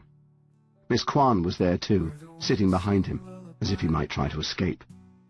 He sensed, rather than saw, the headmistress lean forward. She was older than Miss Kwan, and somehow twice as scary. "You put him in hospital, Connor," she said. "You broke his arm, his nose, and I'll bet his teeth are never going to look that pretty again. His parents are threatening to sue the school and file charges against you." Connor looked up at that. "They were a little hysterical, Connor," Miss Kwan said behind him, "and I don't blame them. I explained what's been going on, though, that he had been regularly bullying you and that your circumstances were special." Connor winced at the word. "It was actually the bullying part that scared them off," Miss Kwan said, scorn in her voice. "Doesn't look good to prospective universities these days, apparently, accusations of bullying." "But that's not the point," the headmistress said, so loud she made both Connor and Miss Kwan jump. "I can't even make sense of what actually happened." She looked at some papers on her desk, reports from teachers and other students, Connor guessed. "I'm not even sure how one boy could have caused so much damage by himself." Connor had felt what the monster was doing to Harry, felt it in his own hands. When the monster gripped Harry's shirt, Connor felt the material against his own palms. When the monster struck a blow, Connor felt the sting of it in his own fist. When the monster held Harry's arm behind his back, Connor had felt Harry's muscles resisting, but not winning. Because how could a boy beat a monster? He remembered all the screaming and running. He remembered the other kids fleeing to get teachers. He remembered the circle around him opening wider and wider as the monster told the story of all that he'd done for the Invisible Man. "Never invisible again," the monster kept saying as he pummeled Harry. "Never invisible again." There came a point when Harry stopped trying to fight back. When the blows from the monster were too strong, too many, too fast, when he began begging the monster to stop.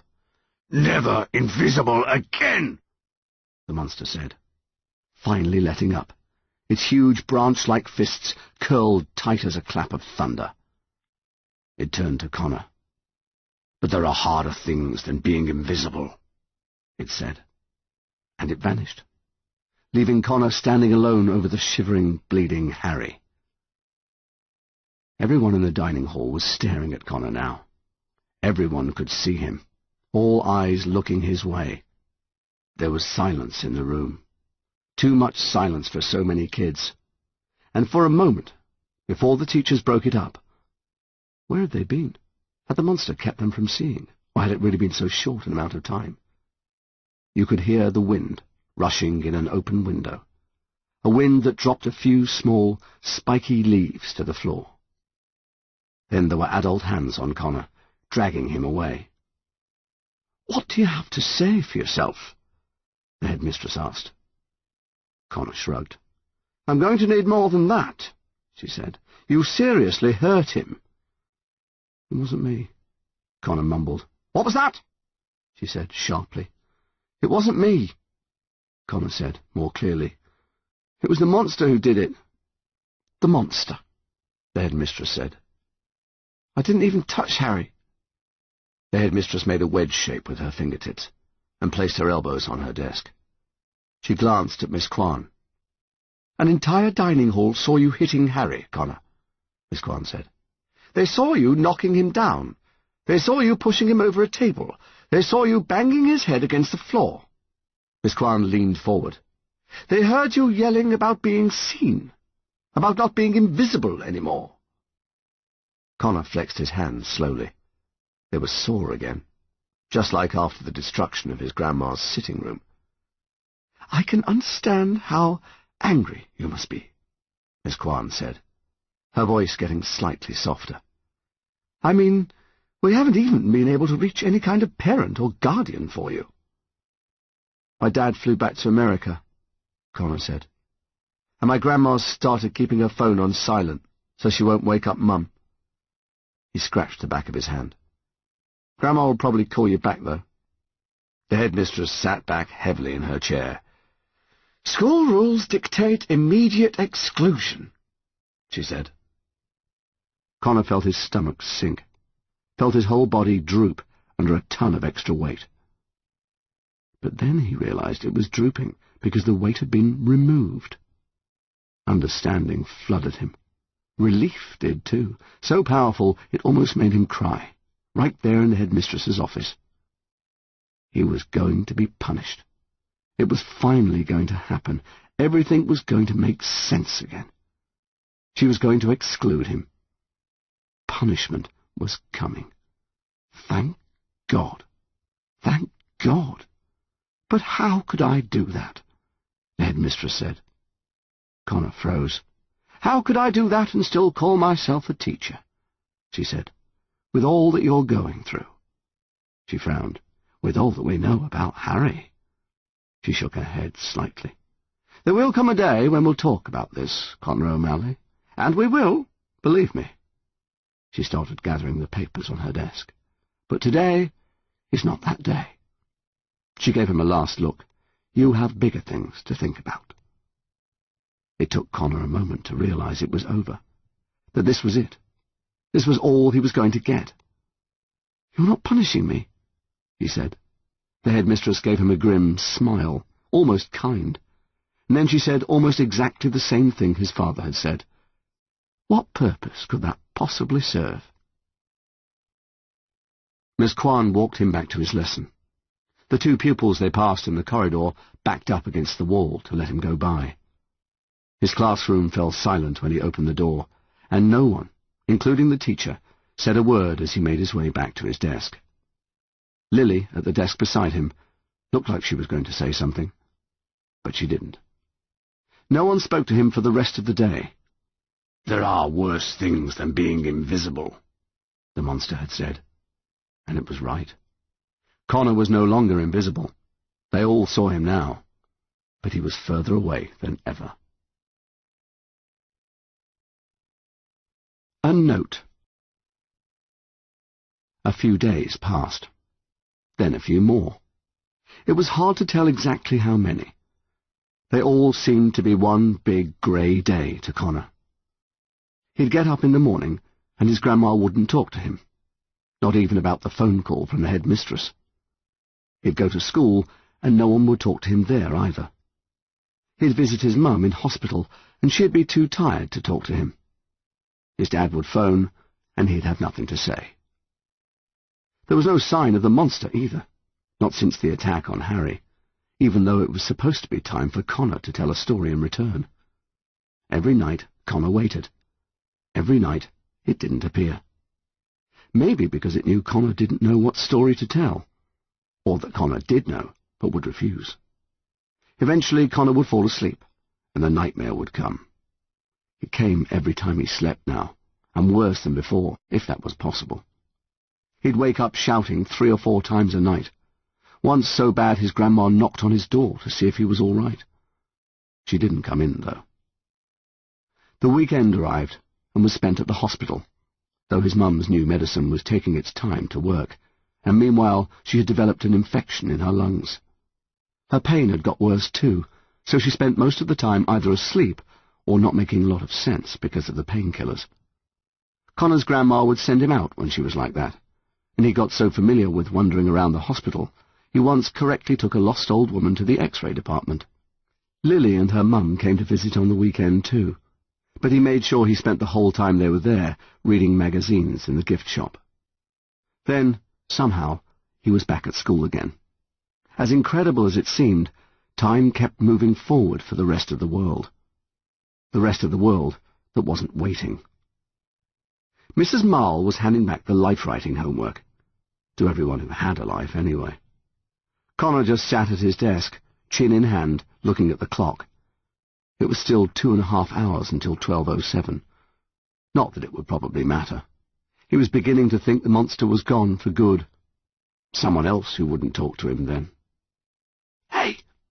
he heard, whispered in his general vicinity. Making fun of him, no doubt.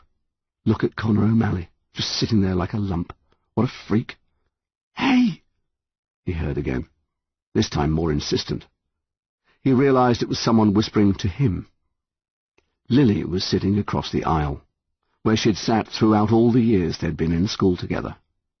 She kept looking up at Mrs. Marle, but her fingers were slyly holding out a note. A note for Connor. "Take it," she whispered out of the side of her mouth, gesturing with the note. Connor looked to see if Mrs. Marle was watching, but she was too busy expressing mild disappointment that Sully's life had an awfully close resemblance to a particular insect-based superhero. Connor reached across the aisle and took the note. It was folded what seemed like a couple of 100 times, and getting it open was like untying a knot. He gave Lily an irritated look, but she was still pretending to watch the teacher. Connor flattened the note on his desk and read it.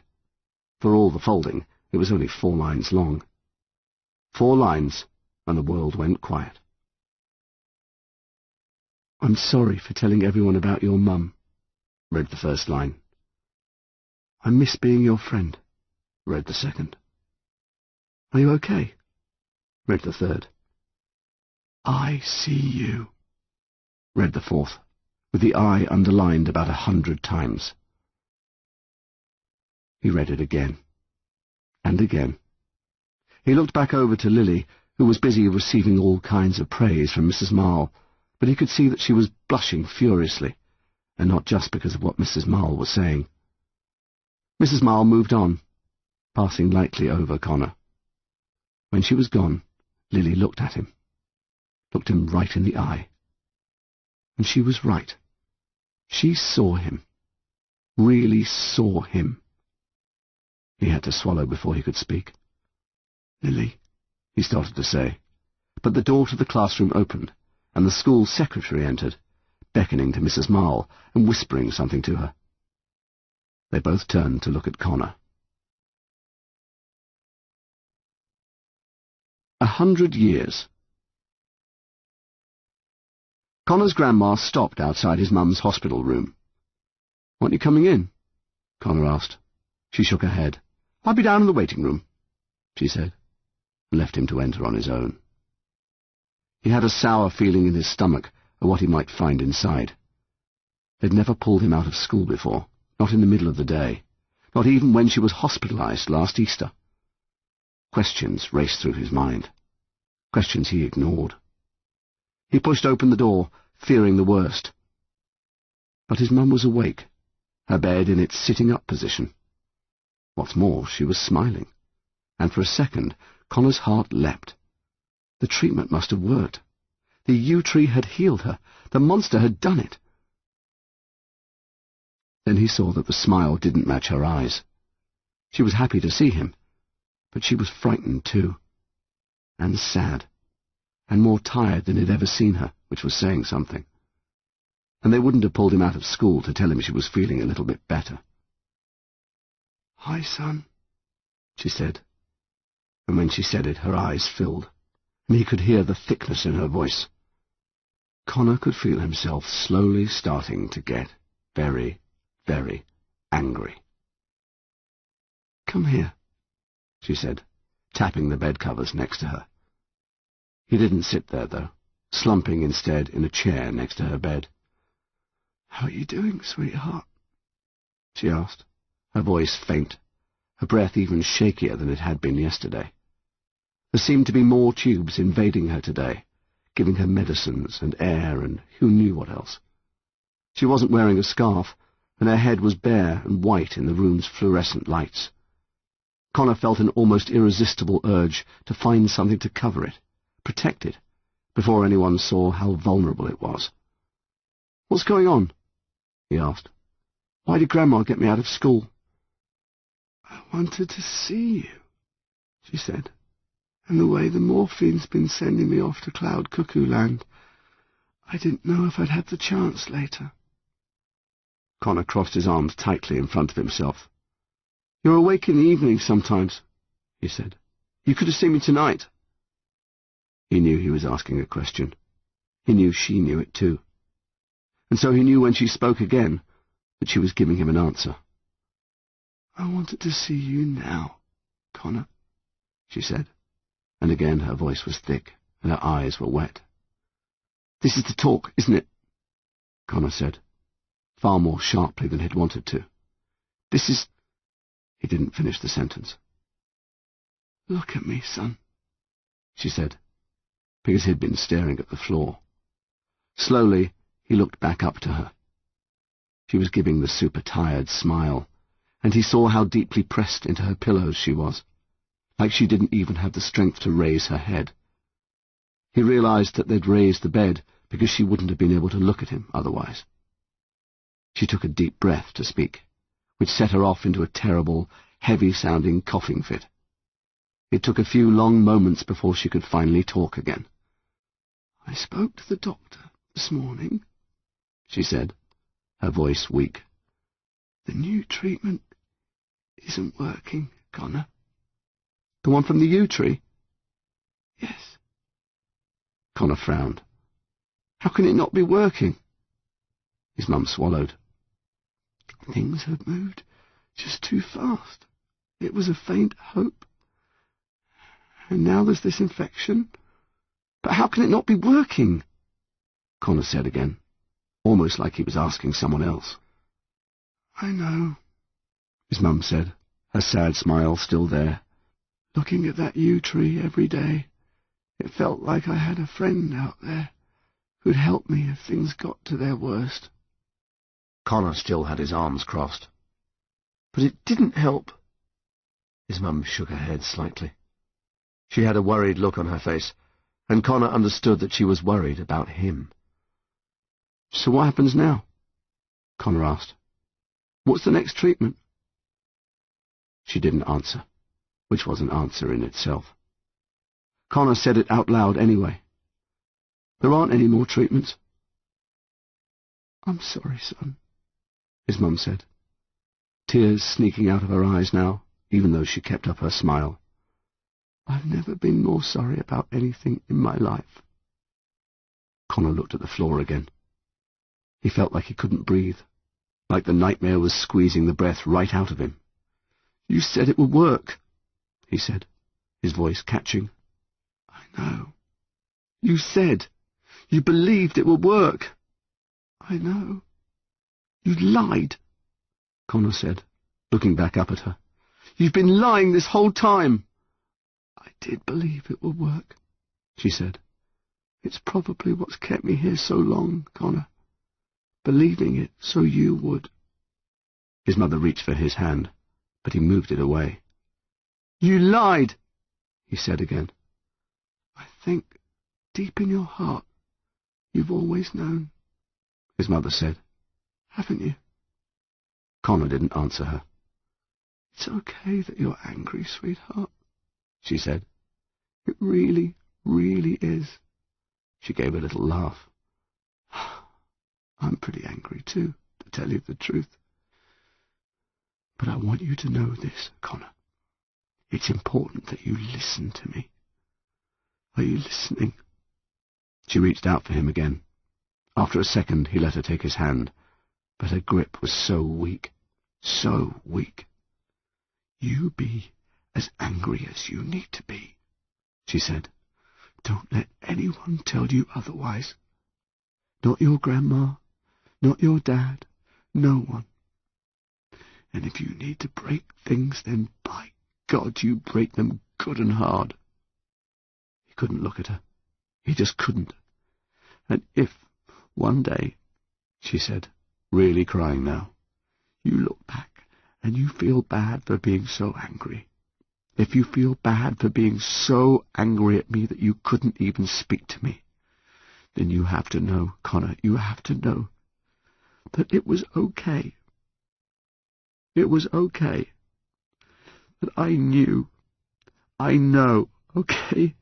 I know everything you need to tell me without you having to say it out loud. You all right? He still couldn't look at her. He couldn't raise his head. It felt so heavy. He was bent in two, like he was being torn right through his middle. But he nodded. He heard her sigh a long, wheezy breath, and he could hear the relief in it, as well as the exhaustion. I'm sorry, son, she said. I'm going to need more painkillers. He let go of her hand. She reached over and pressed the button on the machine the hospital had given her, which administered painkillers so strong she was never able to stay awake after she took them. When she finished, she took his hand again. I wish I had 100 years, she said, very quietly. 100 years I could give to you. He didn't answer her. A few seconds later, the medicine had sent her to sleep. But it didn't matter. They'd had the talk. There was nothing more to say. Connor, his grandma said, poking her head in the door some time later. Connor didn't know how long. I want to go home, he said quietly. Connor, my home, he said, raising his head, his eyes red with grief, with shame, with anger. The one with the yew tree. What's the use of you? I'm going back to the hospital, Connor, his grandma said, dropping him off at his house. I don't like leaving her like this. What do you need that's so important? There's something I have to do, Connor said, looking at the home where he'd spent his entire life. It seemed empty and foreign, even though it wasn't very long since he'd left. He realized it would probably never be his home again. I'll be back in an hour to get you, his grandma said. We'll have dinner at the hospital. Connor wasn't listening. He was already shutting the car door behind him. 1 hour, his grandma called to him through the closed door. You're going to want to be there tonight. Connor kept on walking up his own front steps. Connor, his grandma called after him, but he didn't look back. He barely heard her pull the car out onto the street and drive away. Inside, the house smelled of dust and stale air. He didn't even bother shutting the door behind him. He headed straight through to the kitchen and looked out of the window. There was the church on the rise. There was the yew tree standing guard over its cemetery. Connor went out across his back garden. He hopped up on the garden table where his mum used to drink Pimm's in the summer, and he lifted himself up and over the back fence. He hadn't done this since he was a little kid. So long ago it had been his father who'd punished him for it. The break in the barbed wire by the railway line was still there, and he squeezed through, tearing his shirt, not caring. He crossed the tracks, barely checking to see if a train was coming, climbed another fence, and found himself at the base of the hill leading up to the church. He hopped over the low stone wall that surrounded it, and climbed up through the tombstones, all the while keeping the tree in his sights. And all the while it stayed a tree. Connor began to run. "Wake up!" he started shouting, before he even reached it. "Wake up!"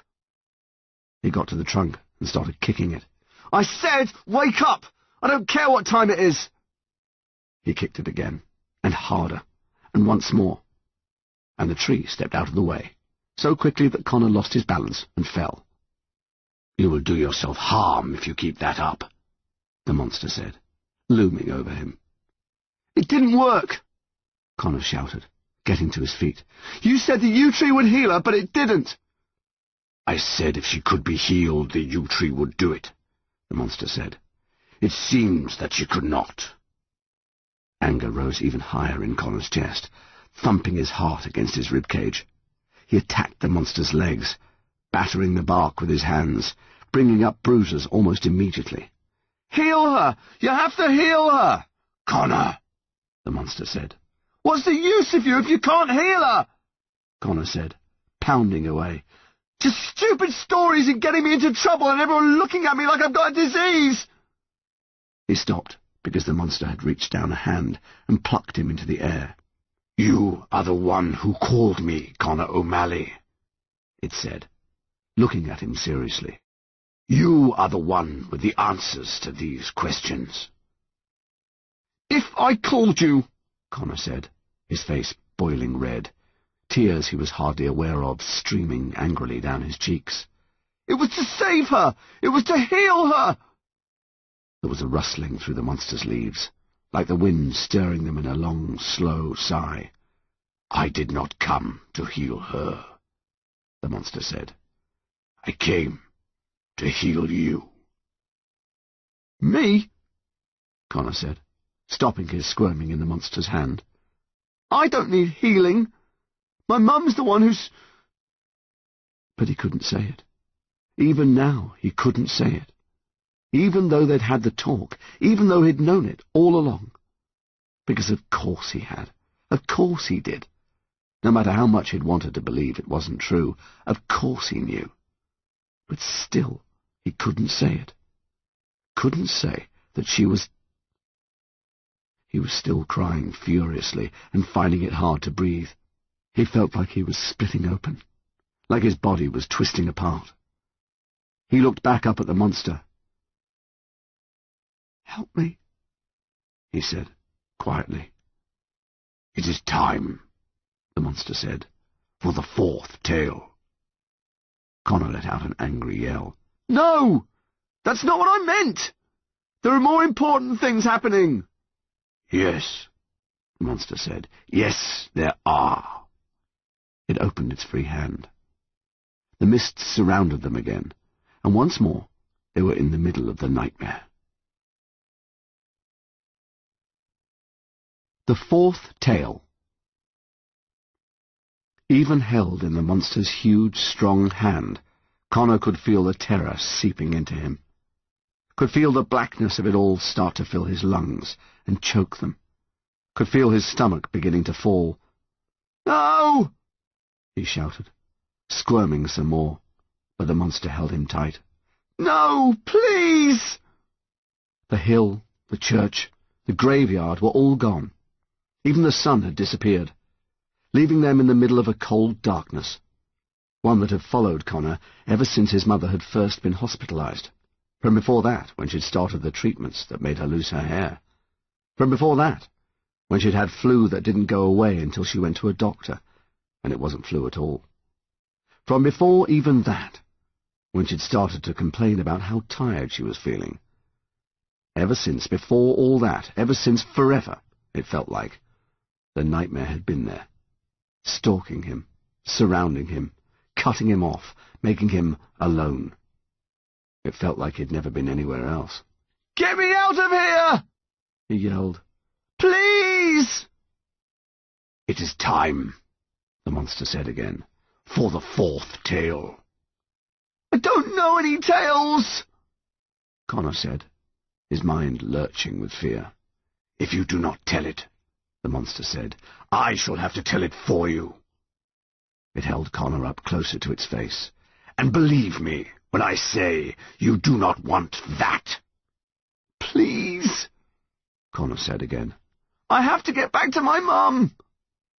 "But," the monster said, turning across the blackness, "she is already here." The monster set him down abruptly, almost dropping him to the earth, and Connor stumbled forward. He recognized the cold ground under his hands, recognized the clearing he was in, bordered on three sides by a dark and impenetrable forest, recognized the fourth side, a cliff, flying off into even further blackness. And on the cliff's edge, his mum. She had her back to him, but she was looking over her shoulder, smiling. She looked as weak as she had in the hospital, but she gave him a silent wave. "Mum!" Connor yelled, feeling too heavy to stand, as he did every time the nightmare began. "You have to get out of here!" His mum didn't move, though she looked a little worried at what he'd said. Connor dragged himself forward, straining at the effort. "Mum, you have to run!" "I'm fine, darling," she said. "There's nothing to worry about." "Mum, run! Please, run!" "But, darling, there's—" She stopped and turned back to the cliff's edge, as if she'd heard something. "No," Connor whispered to himself. He pulled himself forward some more, but she was too far to reach in time, and he felt so heavy.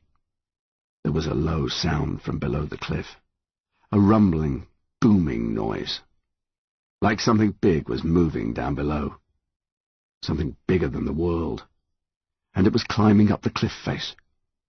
"Connor?" his mum asked, looking back at him. But Connor knew. It was too late. The real monster was coming. "Mum!" Connor shouted, forcing himself to his feet, pushing against the invisible weight pressing down on him. "Mum! Connor!" his mum shouted, backing away from the cliff's edge. But the booming was getting louder, and louder, and louder still. "Mum!" He knew he wouldn't get there in time, because with a roar, a cloud of burning darkness lifted two giant fists over the cliff top. They hovered in the air for a long moment, over his mum as she tried to scramble back. But she was too weak, much too weak, and the fists rushed down together in a violent pounce and grabbed her, pulling her over the edge of the cliff. And at last, Connor could run. With a shout, he broke across the clearing, running so fast he nearly toppled over, and he threw himself towards her outreaching hands as the dark fists pulled her over the edge, and his hands caught hers. This was the nightmare. This was the nightmare that woke him up screaming every night. This was it happening, right now, right here. He was on the cliff edge, bracing himself, holding on to his mother's hands with all his strength, trying to keep her from being pulled down into the blackness, pulled down by the creature below the cliff, who he could see all of now. The real monster. The one he was properly afraid of, the one he'd expected to see when the yew tree first showed up, the real nightmare monster. formed of cloud and ash and dark flames, but with real muscle, real strength, real red eyes that glared back at him, and flashing teeth that would eat his mother alive. "I've seen worse," Connor had told the yew tree that first night. And here was the worst thing. "Help me, Connor!" his mum yelled. "Don't let go!" "I won't!" Connor yelled back. "I promise!" The nightmare monster gave a roar and pulled harder, its fists straining around his mother's body. And she began to slip from Connor's grasp. "No!" he called. His mum screamed in terror. "Please, Connor, hold on to me!" "I will!" Connor yelled. He turned back to the yew tree, standing there, not moving. "Help me! I can't hold on to her!" But it just stood there, watching. "Connor!" his mum yelled, and her hands were slipping. "Connor!" she yelled again. "Mum!" he cried, gripping tighter. But there was slipping from his grasp, and she was getting heavier and heavier, the nightmare monster pulling harder and harder. "I'm slipping!" his mum yelled. "No!" he cried. He fell forward onto his chest from the weight of her and the nightmare's fists pulling on her. She screamed again, and she was so heavy, impossibly so. "Please," Connor whispered to himself, "please." "And here," he heard the yew tree say behind him, "is the fourth tale." "Shut up!" Connor shouted. "Help me!" "Here is the truth of Connor O'Malley." And his mother was screaming, and she was slipping. It was so hard to hold on to her. "It is now or never," the yew tree said. "You must speak the truth." "No!" Connor said, his voice breaking. "You must!" "No!"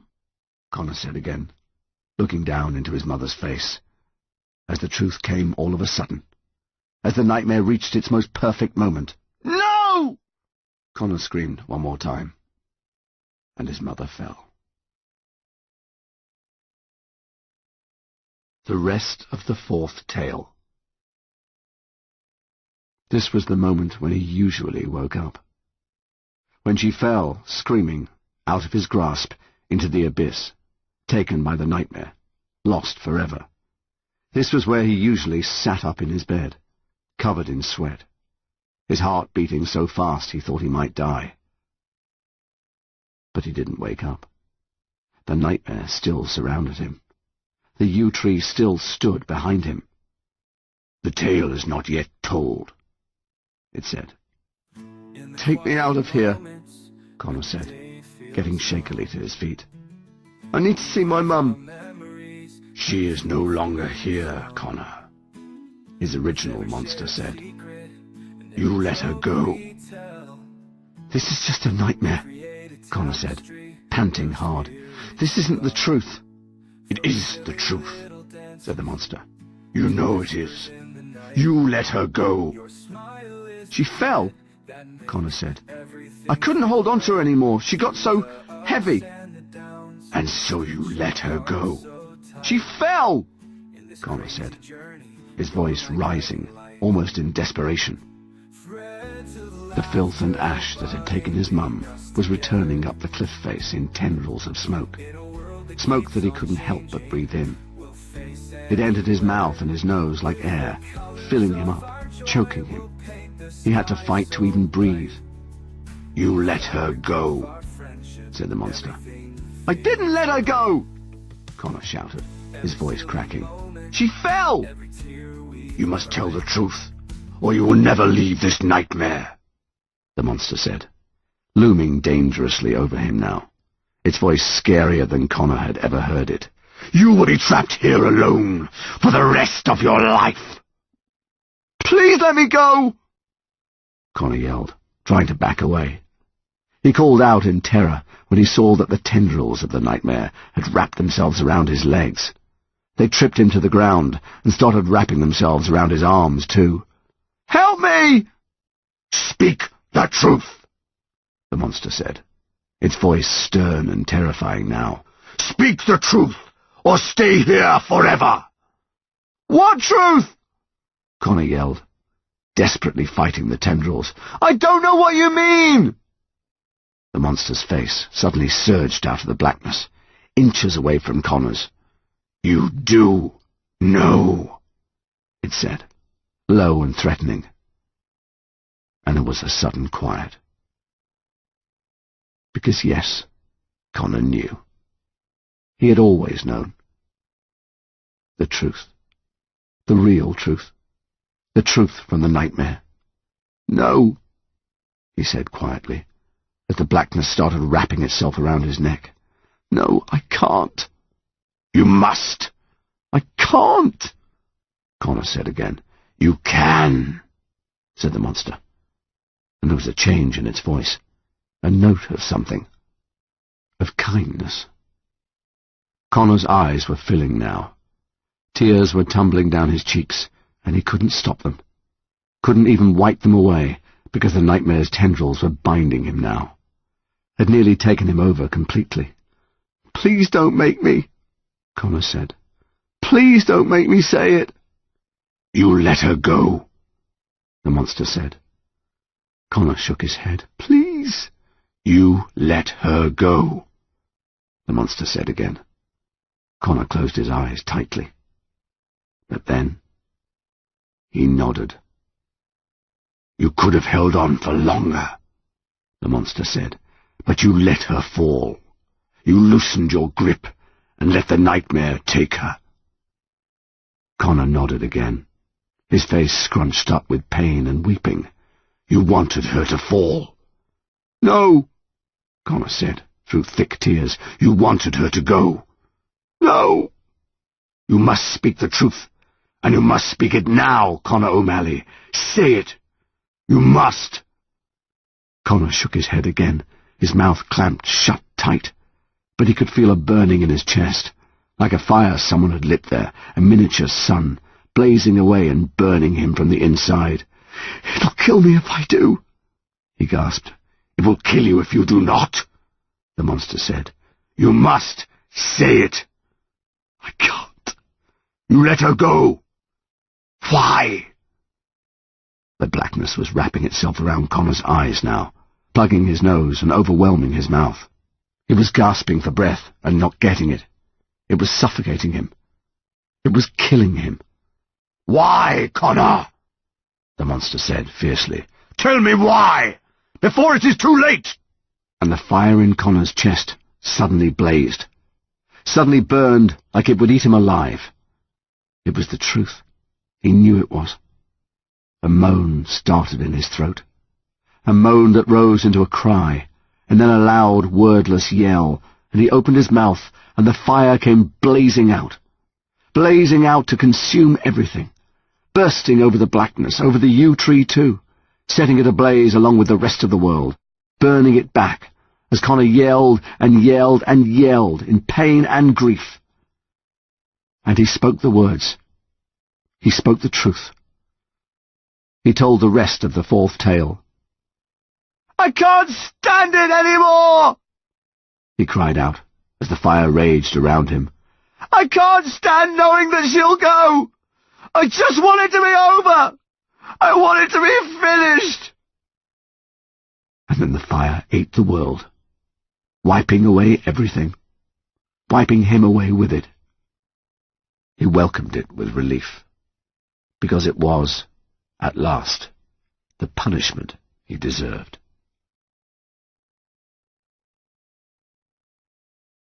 Life after death. Connor opened his eyes.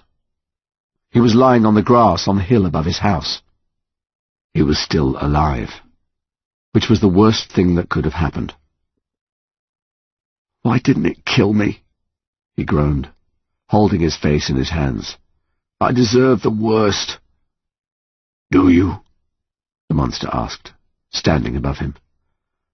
I've been thinking it for the longest time, Connor said slowly, painfully, struggling to get the words out. I've known forever she wasn't going to make it. Almost from the beginning. She said she was getting better because That's what I wanted to hear. And I believed her. Except I didn't. No, the monster said. Connor swallowed, still struggling. And I started to think how much I wanted it to be over. How much I just wanted to stop having to think about it.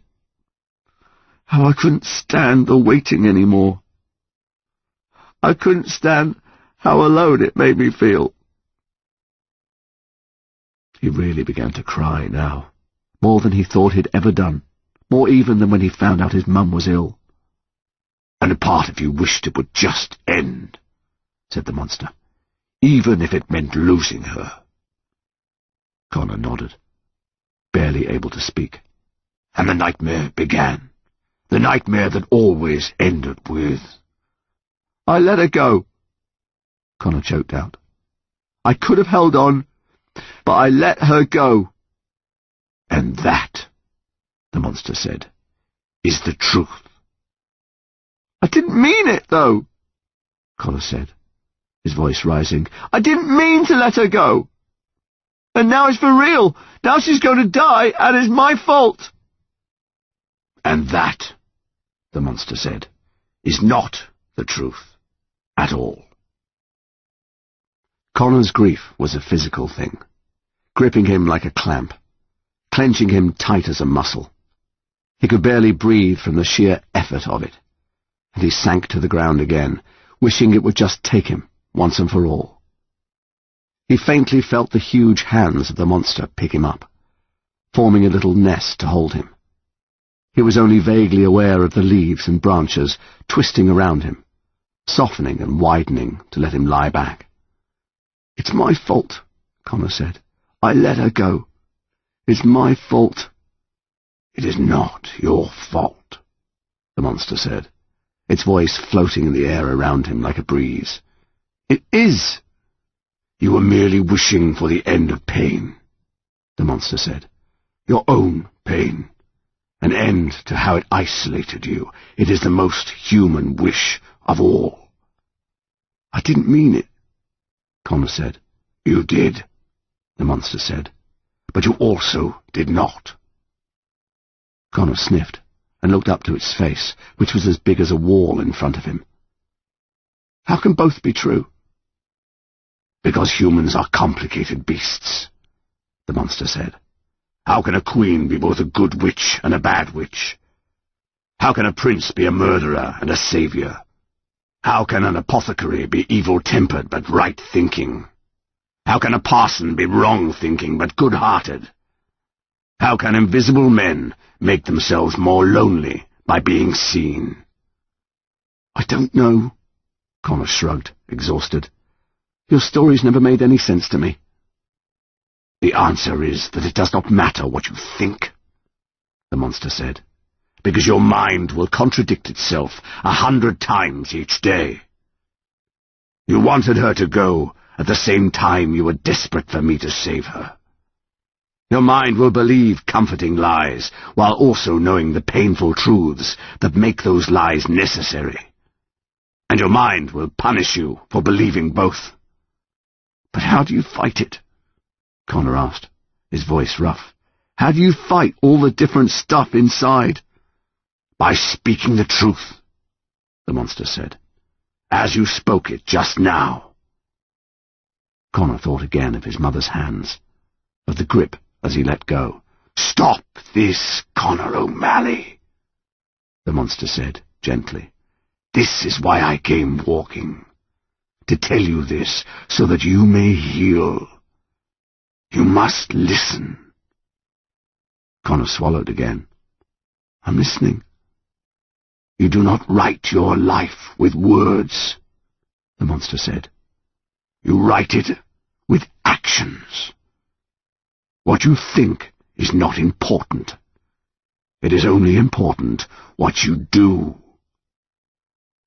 There was a long silence as Connor re-caught his breath. So what do I do? He finally asked. You do what you did just now, the monster said. You speak the truth. That's it? You think it is easy? The monster raised two enormous eyebrows. You were willing to die rather than speak it.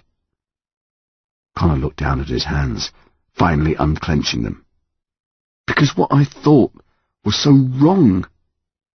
It was not wrong, the monster said. It was only a thought, one of a million. It was not an action. Connor let out a long, long breath, still thick. But he wasn't choking. The nightmare wasn't filling him up, squeezing his chest, dragging him down. In fact, he didn't feel the nightmare there at all. I'm so tired, Connor said, putting his head in his hands. I'm so tired of all this. Then sleep, said the monster. There is time. Is there? Connor mumbled, suddenly unable to keep his eyes open. The monster changed the shape of its hands even further, making the nest of leaves Connor was lying on even more comfortable. I need to see my mum, he protested. You will, the monster said. I promise. Connor opened his eyes. Will you be there? Yes, the monster said. It will be the final steps of my walking. Connor felt himself drifting off, the tide of sleep pulling against him so hard he couldn't resist it. But before he went, he could feel one last question bubbling up. Why do you always come at 12:07? He asked. He was asleep before the monster could answer. Something in common. Oh, thank God! The words filtered in before Connor was even properly awake. Connor! He heard, and then stronger. Connor! His grandma's voice. He opened his eyes, sitting up slowly. Night had fallen. How long had he been asleep? He looked around. He was still on the hill behind his house, nestled in the roots of the yew tree towering over him. He looked up. It was just a tree. But he could swear that it also wasn't. Connor! His grandma was running from the direction of the church, and he could see her car parked on the road beyond, its lights on, its engine running. He stood as she ran to him, her face filled with annoyance and relief, and something he recognized with a sinking stomach. "Oh, thank God! Thank God!" she shouted as she reached him. And then she did a surprising thing. She grabbed him in a hug so hard they both nearly fell over. Only Connor, catching them on the tree trunk, stopped them. Then she let him go and really started shouting. "Where have you been?" she practically screamed. "I've been searching for hours! I've been frantic, Connor! What the hell were you thinking?" "There was something I needed to do," Connor said, but she was already pulling on his arm. "No time," she said. "We have to go! We have to go now!" She let go of him and actually sprinted back to her car, which was such a troubling thing to see. Connor ran after her almost automatically, jumping in the passenger side and not even getting the door closed before she drove off with a screech of tires. He didn't dare ask why they were hurrying. "Connor!" his grandma said, as the car raced down the road at alarming speed. It was only when he looked at her that he saw how much she was crying, shaking too. "Connor, you just can't—" She shook some more. Then he saw her grip the steering wheel even harder. "Grandma," he started to say. "Don't!" she said. "Just don't!" They drove in silence for a while, sailing through give-way signs with barely a look. Connor rechecked his seatbelt. "Grandma?" Connor asked, bracing himself as they flew over a bump. She kept speeding on. "I'm sorry," he said quietly. She laughed at this, a sad, thick laugh. She shook her head. "It doesn't matter," she said. "It doesn't matter." "It doesn't? Of course it doesn't," she said. She started to cry again. but she wasn't the kind of grandma who was going to let crying get in the way of her talking. "You know, Connor," she said, "you and me, not the most natural fit, are we?" "No," Connor said. "I guess not." "I guess not either." She tore around a corner so fast Connor had to grab onto the door handle to stay upright. "But we're going to have to learn, you know," she said. Connor swallowed. "I know." His grandma made a little sobbing noise. "You do know, don't you?" she said. "Of course you do." She coughed to clear her throat as she quickly looked both ways at an approaching crossroads before driving right through the red light. Connor wondered how late it was. There was hardly any traffic around. "But you know what, grandson?" his grandma said. "We have something in common." "We do?" Connor asked, as the hospital lurched into view down the road.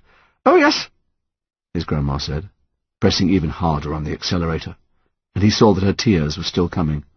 "What's that?" he asked.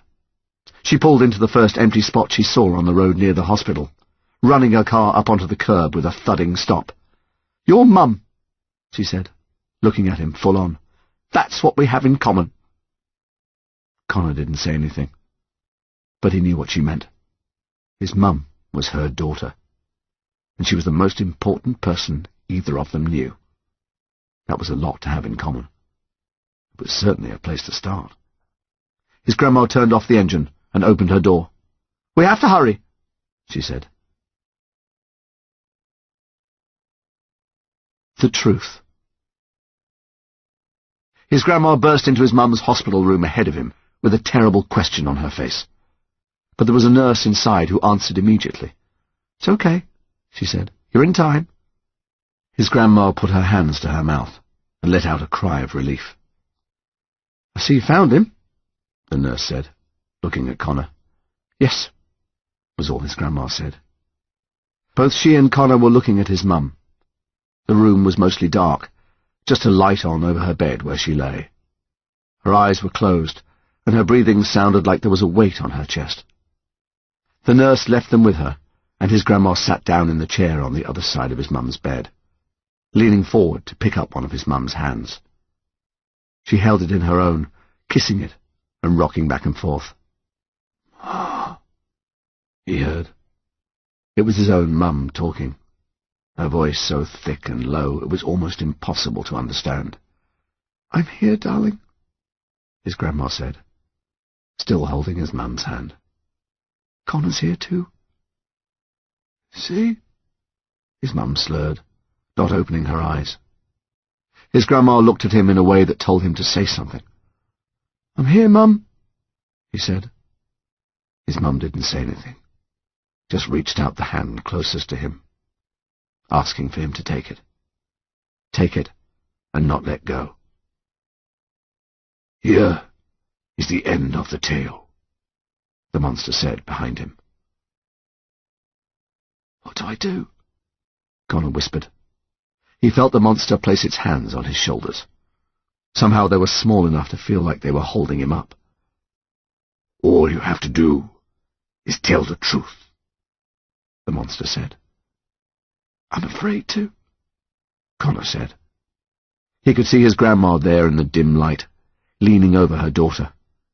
He could see his mum's hand, still outstretched, her eyes still closed.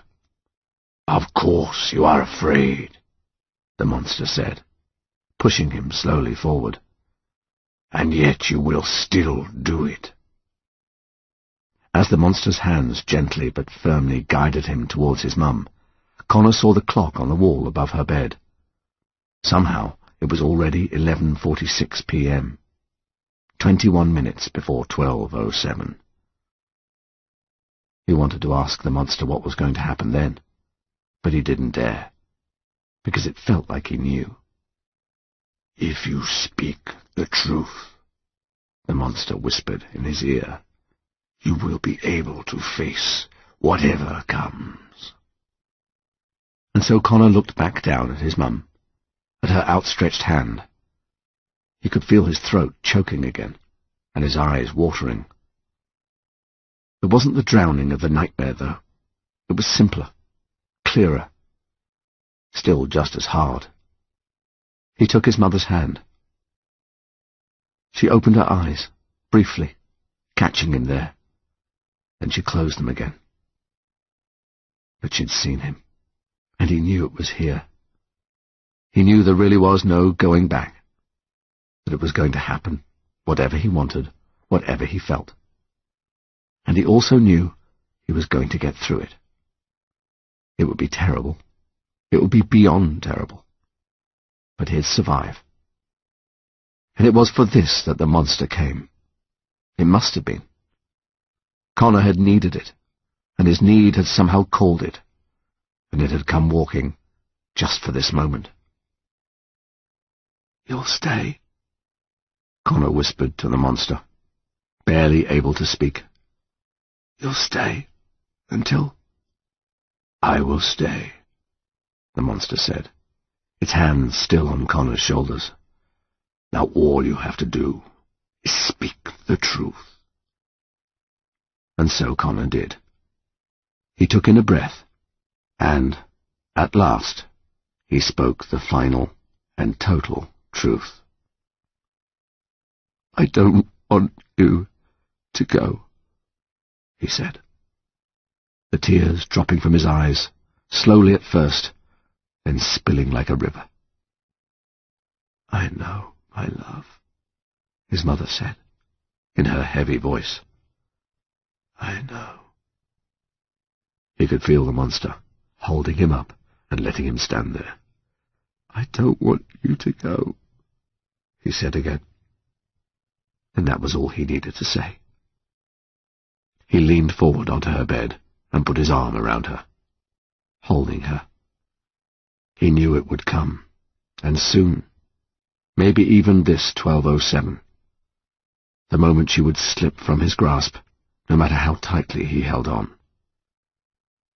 "But not this moment," the monster whispered, still close. "Not just yet." Connor held tightly onto his mother, and by doing so, he could finally let her go.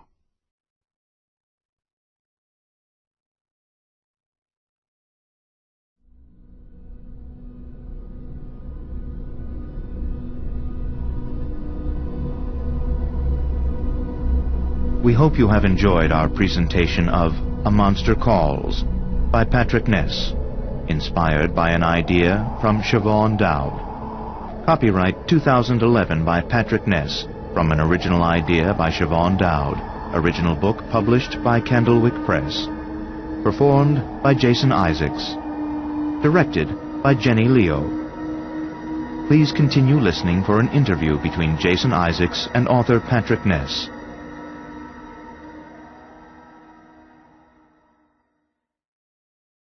So, Patrick, you've finished this book by a very well-known author, but you are yourself a very well-known and successful author now. Why do you think people came to you? Why do you think you were chosen? I think I was chosen, I think even though our books are ostensibly stylistically a bit different and mine are often fantastical and sci-fi, I think what we have in common, what I hope I have in common with Siobhan, is a kind of emotional directness. We are seeking the emotional truth from a teenager, and I don't know that teenagers often get that a ton, and I think similar, Siobhan and I do the same thing. We really, really seek out what a teenager is really feeling, rather than what they should feel, or what they're expected to feel, or what they're supposed to learn to feel, but what is actually happening. And I think, hopefully, that's what we have in common. Do you think that you can access teenagers' feelings more than most adults, and if so, why? I think I don't understand adults that don't remember what it was like to be a teenager. I genuinely don't. I remember my teenagers really clearly. I remember all the good times, of course, all the good friends and all the laughs, but I remember also quite a lot of difficulty and quite a lot of challenge and heartbreak. And being a teenager, you have tons of the responsibilities of being an adult, but almost none of the privileges. So there's this great sense of injustice. And for me, there was also this huge sense of yearning, of wanting to be more, wanting to get out, of wanting that there had to be more than what was going on. Right then in those teenage years of wanting to get older, wanting to learn, and I still remember that. And I remember my teenage years more vividly than I remember the last. Yeah, I don't understand people who don't. I genuinely don't. And so what was that? I've just kept the whole mechanics of it. So Siobhan, unfortunately, you didn't get to meet, but what was that? There were chapter headings, or there were bits finished, or what was that? Well, there was almost exactly the perfect amount. She had a premise, she had the characters, some characters, and she had a bit of prose that was early draft prose, and there's this great email from her saying things about how excited she was and how enthusiastic she was for the story, and that she had this idea that there were going to be 3 stories within the story, and she couldn't wait to write them, but then she didn't say what those stories were. And so there was all this enthusiasm, this terrific premise, these great starting ideas, but not so much that the story couldn't then grow as it would naturally. Right. You didn't feel that you were transcribing, there wasn't a draft that you were tweaking. And I think that's a dangerous thing for posthumously written books, that you are over-reverent to the beginning idea, because that's not what she would have done. She would have let it grow and change, and a story has to live. And so the best tribute you can pay to a writer is to write the best story you can, is what my rule was. If I write a bad story, then all bets are off. I've not done my job. And specifically this book is about, well, I don't want to be reductive, it's a beautiful book, it needs to be read or listened to in its entirety, but if I had to be oversimplifying, I'd say it's about grief and loss and denial and bereavement. And is that something that your imagination brought to you, or do you mind me asking, is it something you have personal experience? Well, I mean, I think the fear of loss, which I think the book's more about the fear of loss. It is about loss, but I think Connor really suffers from the fear of loss, from impending loss, and I think that's universal. And in the dead of night, you think, what happens? What would have happened if my loved one, my most beloved thing, got sick? And I always think that I really genuinely believe that it's the role of a writer or any artist to look as closely as you can at the truth and write, again, what's actually there. Not what you expect to be there, not what other people have written to be there, but what is actually there. And so this was a matter of looking at, what would I actually feel? How would someone actually feel if faced with this thing, rather than, a lesson about the book about how it'll all be all right. 'Cause sometimes it doesn't feel like it's going to be all right. So that's where it came from, wanting to really look as closely as possible at the truth. Now, I'm loath to over-discuss a book, because I think the book should tell itself as a story, although I'm sure no one will listen to this until they've already read the book. But I want to ask you stuff about you. Did this come to you quickly, easily? Well, how easily it came was sort of the best signal to me that it's a project I should take on. This isn't normally something I do. I would normally automatically say no to something like this, because I would be too afraid of being disrespectful, particularly to an author as wonderful as Siobhan was, and I was completely familiar with her work. But her original ideas were so good and so strong and so vivid that almost without me being able to help it, without even doing much work, they started to suggest further ideas of growth and life. And that is such a rare thing for a writer, even when you're writing your book on your own, when ideas come from anywhere. That kind of vividity to an idea begging to be written, it's a gift, and a rare gift. So how long? From when they asked you to when you had it in the draft? From 6 or 8 months, maybe. I think about ideas for a lot before I start writing them down. I let them stew in my head. I'm a runner, and when I go out running, my ideas churn and churn, and they gather themselves together into a plot. And the writing of it doesn't often take all that long, particularly when the ideas are coming as fast as they did with this one. So maybe 6 to 8 months, which is not very long, actually. But it was sort of a signal to me of how good her ideas were to start with. Given that you're a successful novelist in your own right, do you think that the people who have read your stuff will look at this and go, oh, that's a Patrick Ness novel? Or is it clearly you in combination with somebody else's ideas? I think hopefully I will sort of be absent from the text in the best way. I hope that the things that they like about my writing will be there. I hope that, the narrative put together and some of the emotional stuff.